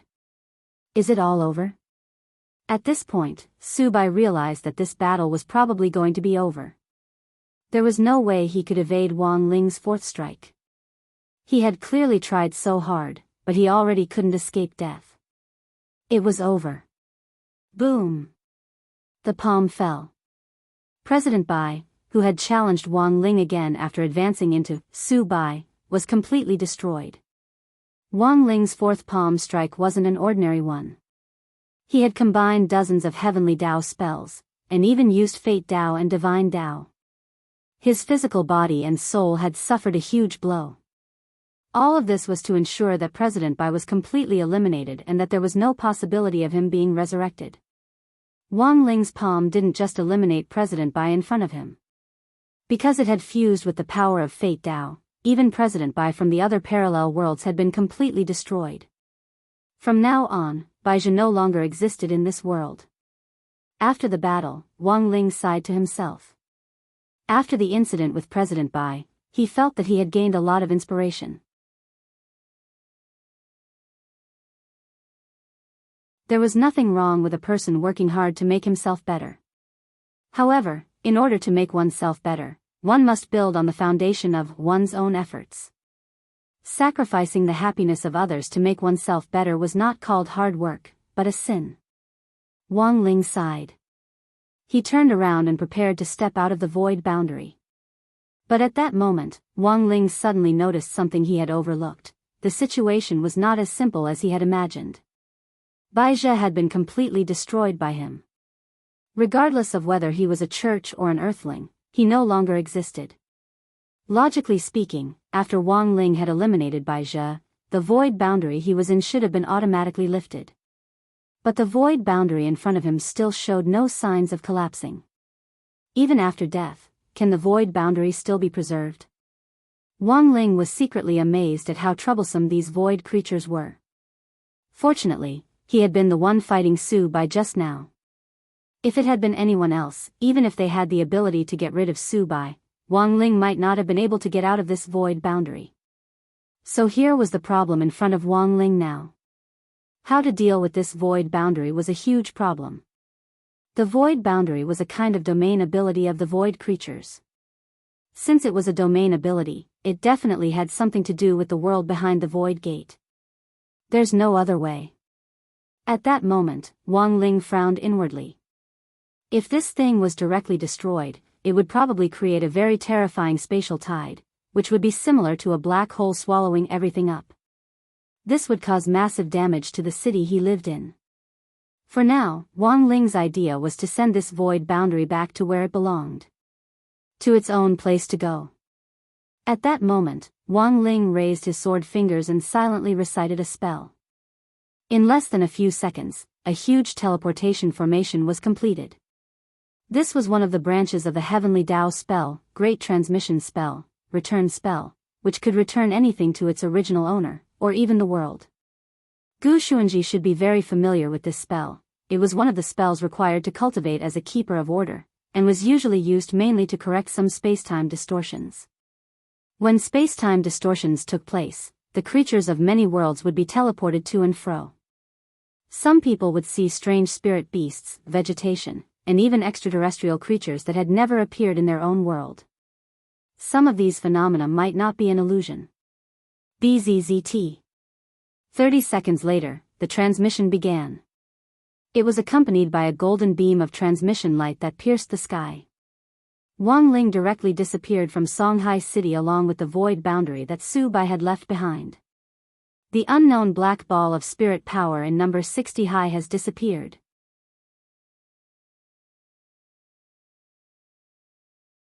At that moment, a police officer who had been evacuating the nearby crowd said in a frightened voice. With the void boundary gone, that tremendous sense of oppression also disappeared. The crisis had been averted. Some of the police officers hugged each other, while others directly collapsed to the ground in exhaustion. Although the pressure inside Subai's void boundary was the greatest, the pressure radiating from the outside was still very strong. Golden core cultivators working in such an environment could have a nervous breakdown at any time. But the more dangerous it was, the more they had to step forward. This was their duty. It was also their mission to protect the lives and property of all cultivators. Good job, everyone. Good job, everyone who went against the flow. As the temporary commander, Audiobook encouraged all the police officers who had bravely stepped forward. Looking in the direction of number 60 high school, which had already been completely reduced to ruins, he felt a little complicated. It had already been completely demolished. It looked like the construction team would be able to move in tomorrow and build a new school building, a new sports field, a new gymnasium, and the newest spirit gathering array. But Audiobook was also a little puzzled. The void boundary had indeed disappeared. Where had his Shifu gone? Meanwhile, elsewhere. When Wang Ling opened his eyes, he was already in a world full of light. This is... Wang Ling looked around expressionlessly. If his guess was right, he had probably been teleported along with the void boundary. Both of them had been teleported back to the world of the void. Was it you who killed Subai? At that moment, a deep and hollow voice rang out in the world. You are? Wang Ling had no respect at all. I am your great master of the void, the voice replied. Wang Ling.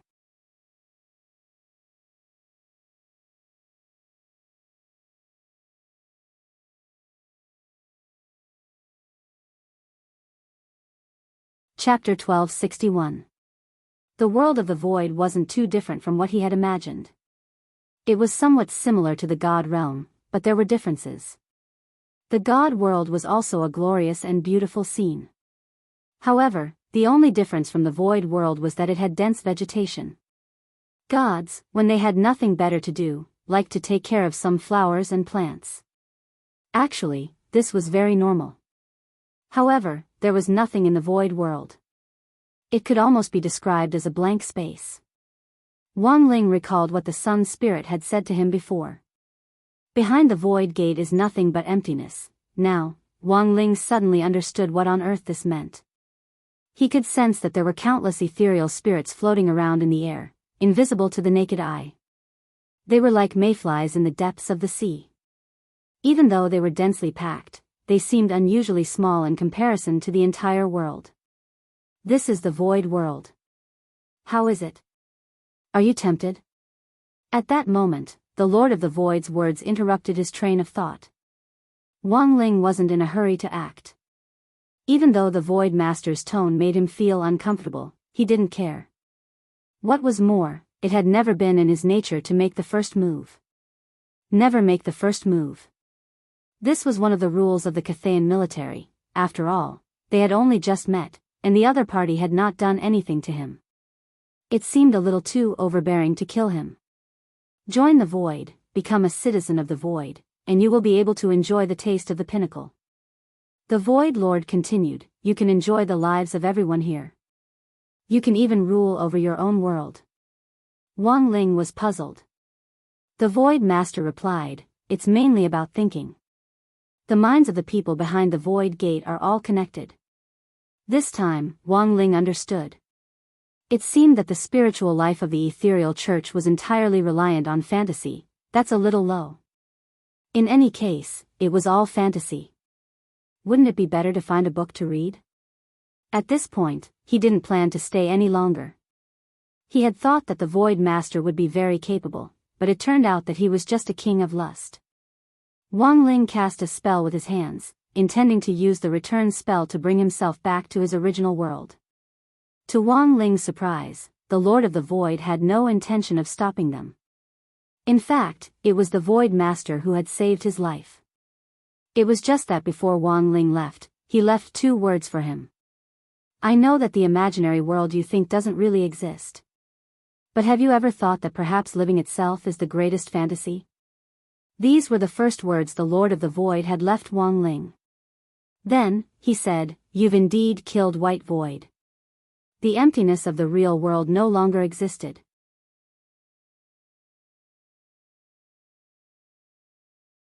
But this king wants to remind you that the emptiness in your imagination, you will never be able to destroy it.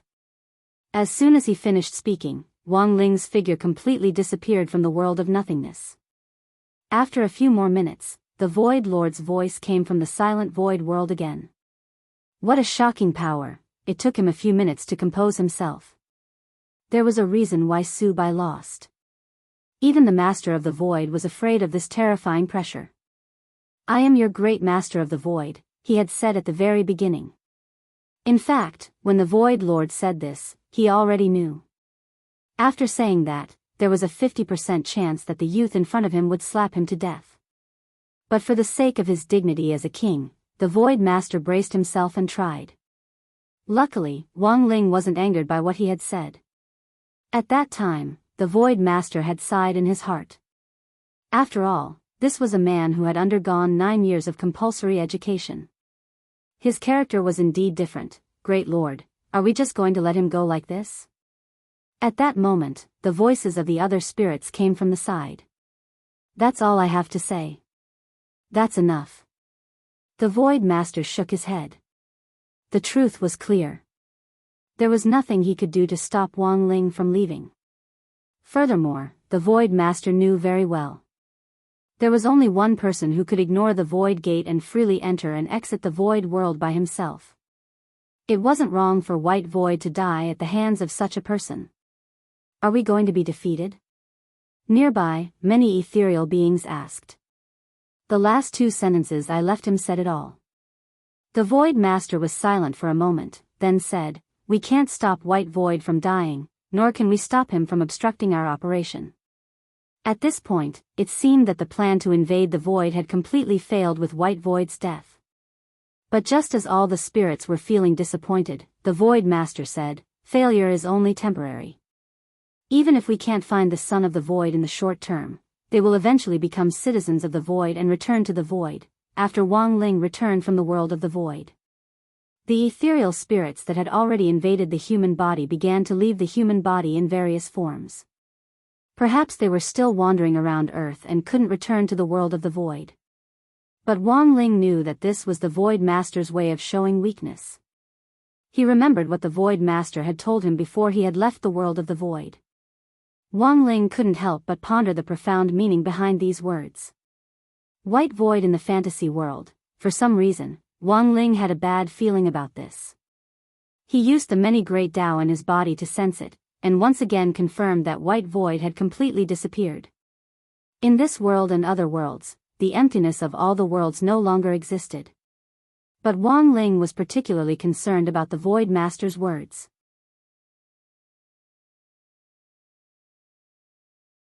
When he got home, it was already the early morning of Friday, the 25th, Wang Ling received a message from Audiobook. "Shifu, the cultivators who were diagnosed as having been invaded by the spirits have really returned to normal. As expected of Shifu. This time, it could be said that the creatures of the Void have been completely defeated. Also, you don't have to worry about number 60 high school. The construction team will arrive this morning, and the construction will be completed in 3 days.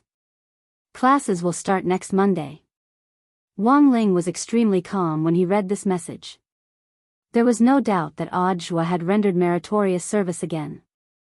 In the future, Audiobook's personal achievements would be added to the list. History would call it the night of 112,660 high school's demolition. Following the retreat of the creatures of the Void, the tense situation at the headquarters also subsided, and grenade-throwing senior immortal was released. Later, Wang Ling heard that General Yi had indeed been invaded by the creatures of the Void. Fortunately, the spirits had retreated in time, allowing General Yi to return to normal. If they had been any later, the head of state might have already given the order to kill them. Everything seemed to have been resolved satisfactorily. But Wang Ling still felt that he had missed something. That morning, Wang Ling received a message from the class group chat. It was said that Lotus Sun had suddenly fallen seriously ill. Furthermore, she had already been sent to the ICU. The error-free chapter of the daily life of the immortal king will continue to be updated on Green Bean. There are no advertisements on the site, so please bookmark and recommend Green Bean. If you like the daily life of the immortal king, please bookmark the daily life of the immortal king. Green Bean updates the fastest.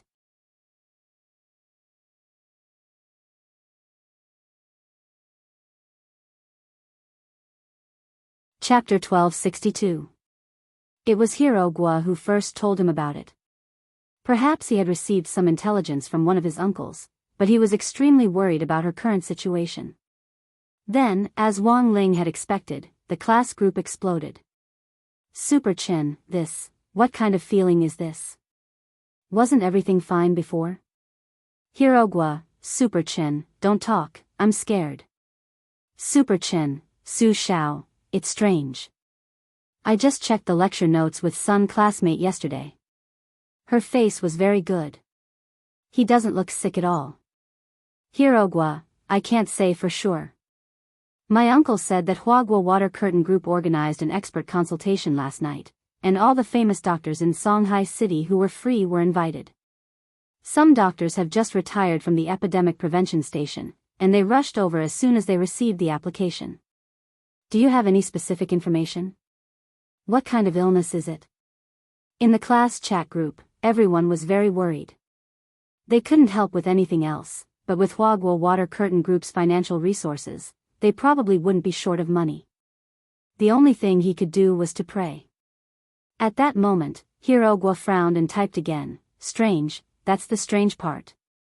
I heard that more than a dozen experts have already examined her, but they still haven't figured out what's wrong with her. The comments in the class group made Wang Ling frown deeply. After the 9 Dragon Mountain competition, he had visited Lotus Sun as a representative. He even secretly examined Lotus Sun's body. There were no obvious abnormalities on his body.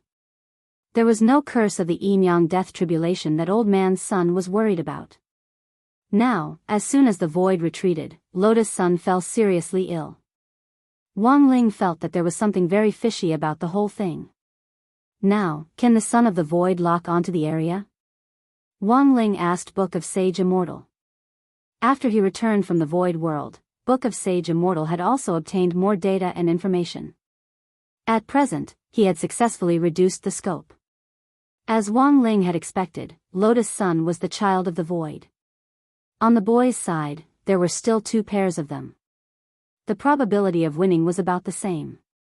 One was the secretary of Huagua Water Curtain Group, Jiang Xiaoche, and the other was General Yi's adopted son, Yi Jiang. Both of them are currently at 50%. Wang Ling knew very well that if Lotus Sun's current illness had something to do with the evacuation of the void, no matter which one of them was the son of the void, it was possible that one of them would suffer from the same illness at the same time. But the result was different from what he had imagined. According to the results of Book of Sage Immortal's investigation. At the moment, Jiang Xiaoche was still fine. Although Yi Jiang was indeed in the hospital, the main purpose of his hospitalization was psychological counseling, and he wasn't suffering from a life-threatening, serious illness, like Lotus Sunday. There's no other way. At that moment, Wang Ling sighed slightly in his heart. He felt that the whole story was not that simple. There was something strange about Lotus Sun's illness. He had to trace it back to the source. Otherwise, even if Wang Ling cast a spell to save him, it would only be a matter of time. Therefore, before the results of the investigation were out, he could only do his best to help Lotus Sun stall for time. After all, they were classmates. Moreover, it was only a slight effort on his part. Then, he opened the cabinet next to him and prepared to draw talisman paper himself. Come and help. Wang Ling looked at Loopy Toad. Loopy Toad walked over, turned into its human form, and started to cut the talisman paper according to Wang Ling's instructions. What talisman are you drawing? Death Substitute Talisman, said Wang Ling. Loopy Toad nodded. This was a type of talisman that was similar to a resurrection coin. It could be activated at a critical moment to save a person's life. But if an ordinary Dao cultivator wanted to draw a death substitute talisman like this, apart from consuming a huge amount of spirit power, it would also take decades or even centuries of hard work before one could be developed. A talisman like this could be casually drawn and directly mass-produced. Wang Ling was the only one in the world. His young master Ling was too heaven-defying. If an ordinary person were to see this scene, they would definitely be horrified. But Loopy Toad was different. Because Wang Ling had shocked it so much that it was already numb to it. It went without saying how powerful the death substitute talisman that Wang Ling had drawn himself was. If Lotus Sun really suffered a fatal injury, this talisman would not only capture her soul, it would also help her recover from her physical injuries. All morning, the gremlins in the Wang family's small villa were mobilized. Using limited materials, they drew 3,000 death substitute talismans. It was close to noon. These 3,000 death substitute talismans had already started to take effect, and 2 had been burned. As Wang Ling had expected, there was indeed something strange about this illness. In a normal situation, even if it was an incurable disease, as long as the death substitute talisman that Wang Ling had drawn himself was present, there was no doubt that she would survive. There was no need for a second talisman at all. Wang Ling observed that the time between the 2 death substitute talismans was about an hour. One had to be burned in an hour? Wang Ling frowned deeply. He was even more certain now. This definitely wasn't an illness. Instead, someone with ulterior motives was cursing behind his back. Furthermore, the person behind this was probably very cunning.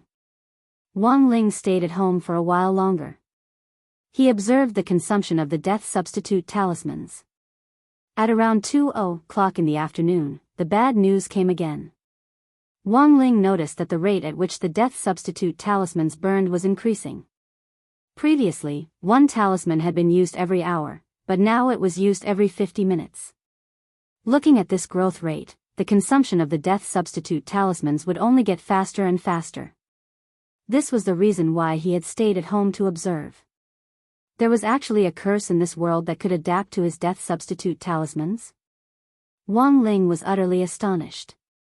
It seemed that for the time being, he couldn't get away to investigate the matter in detail.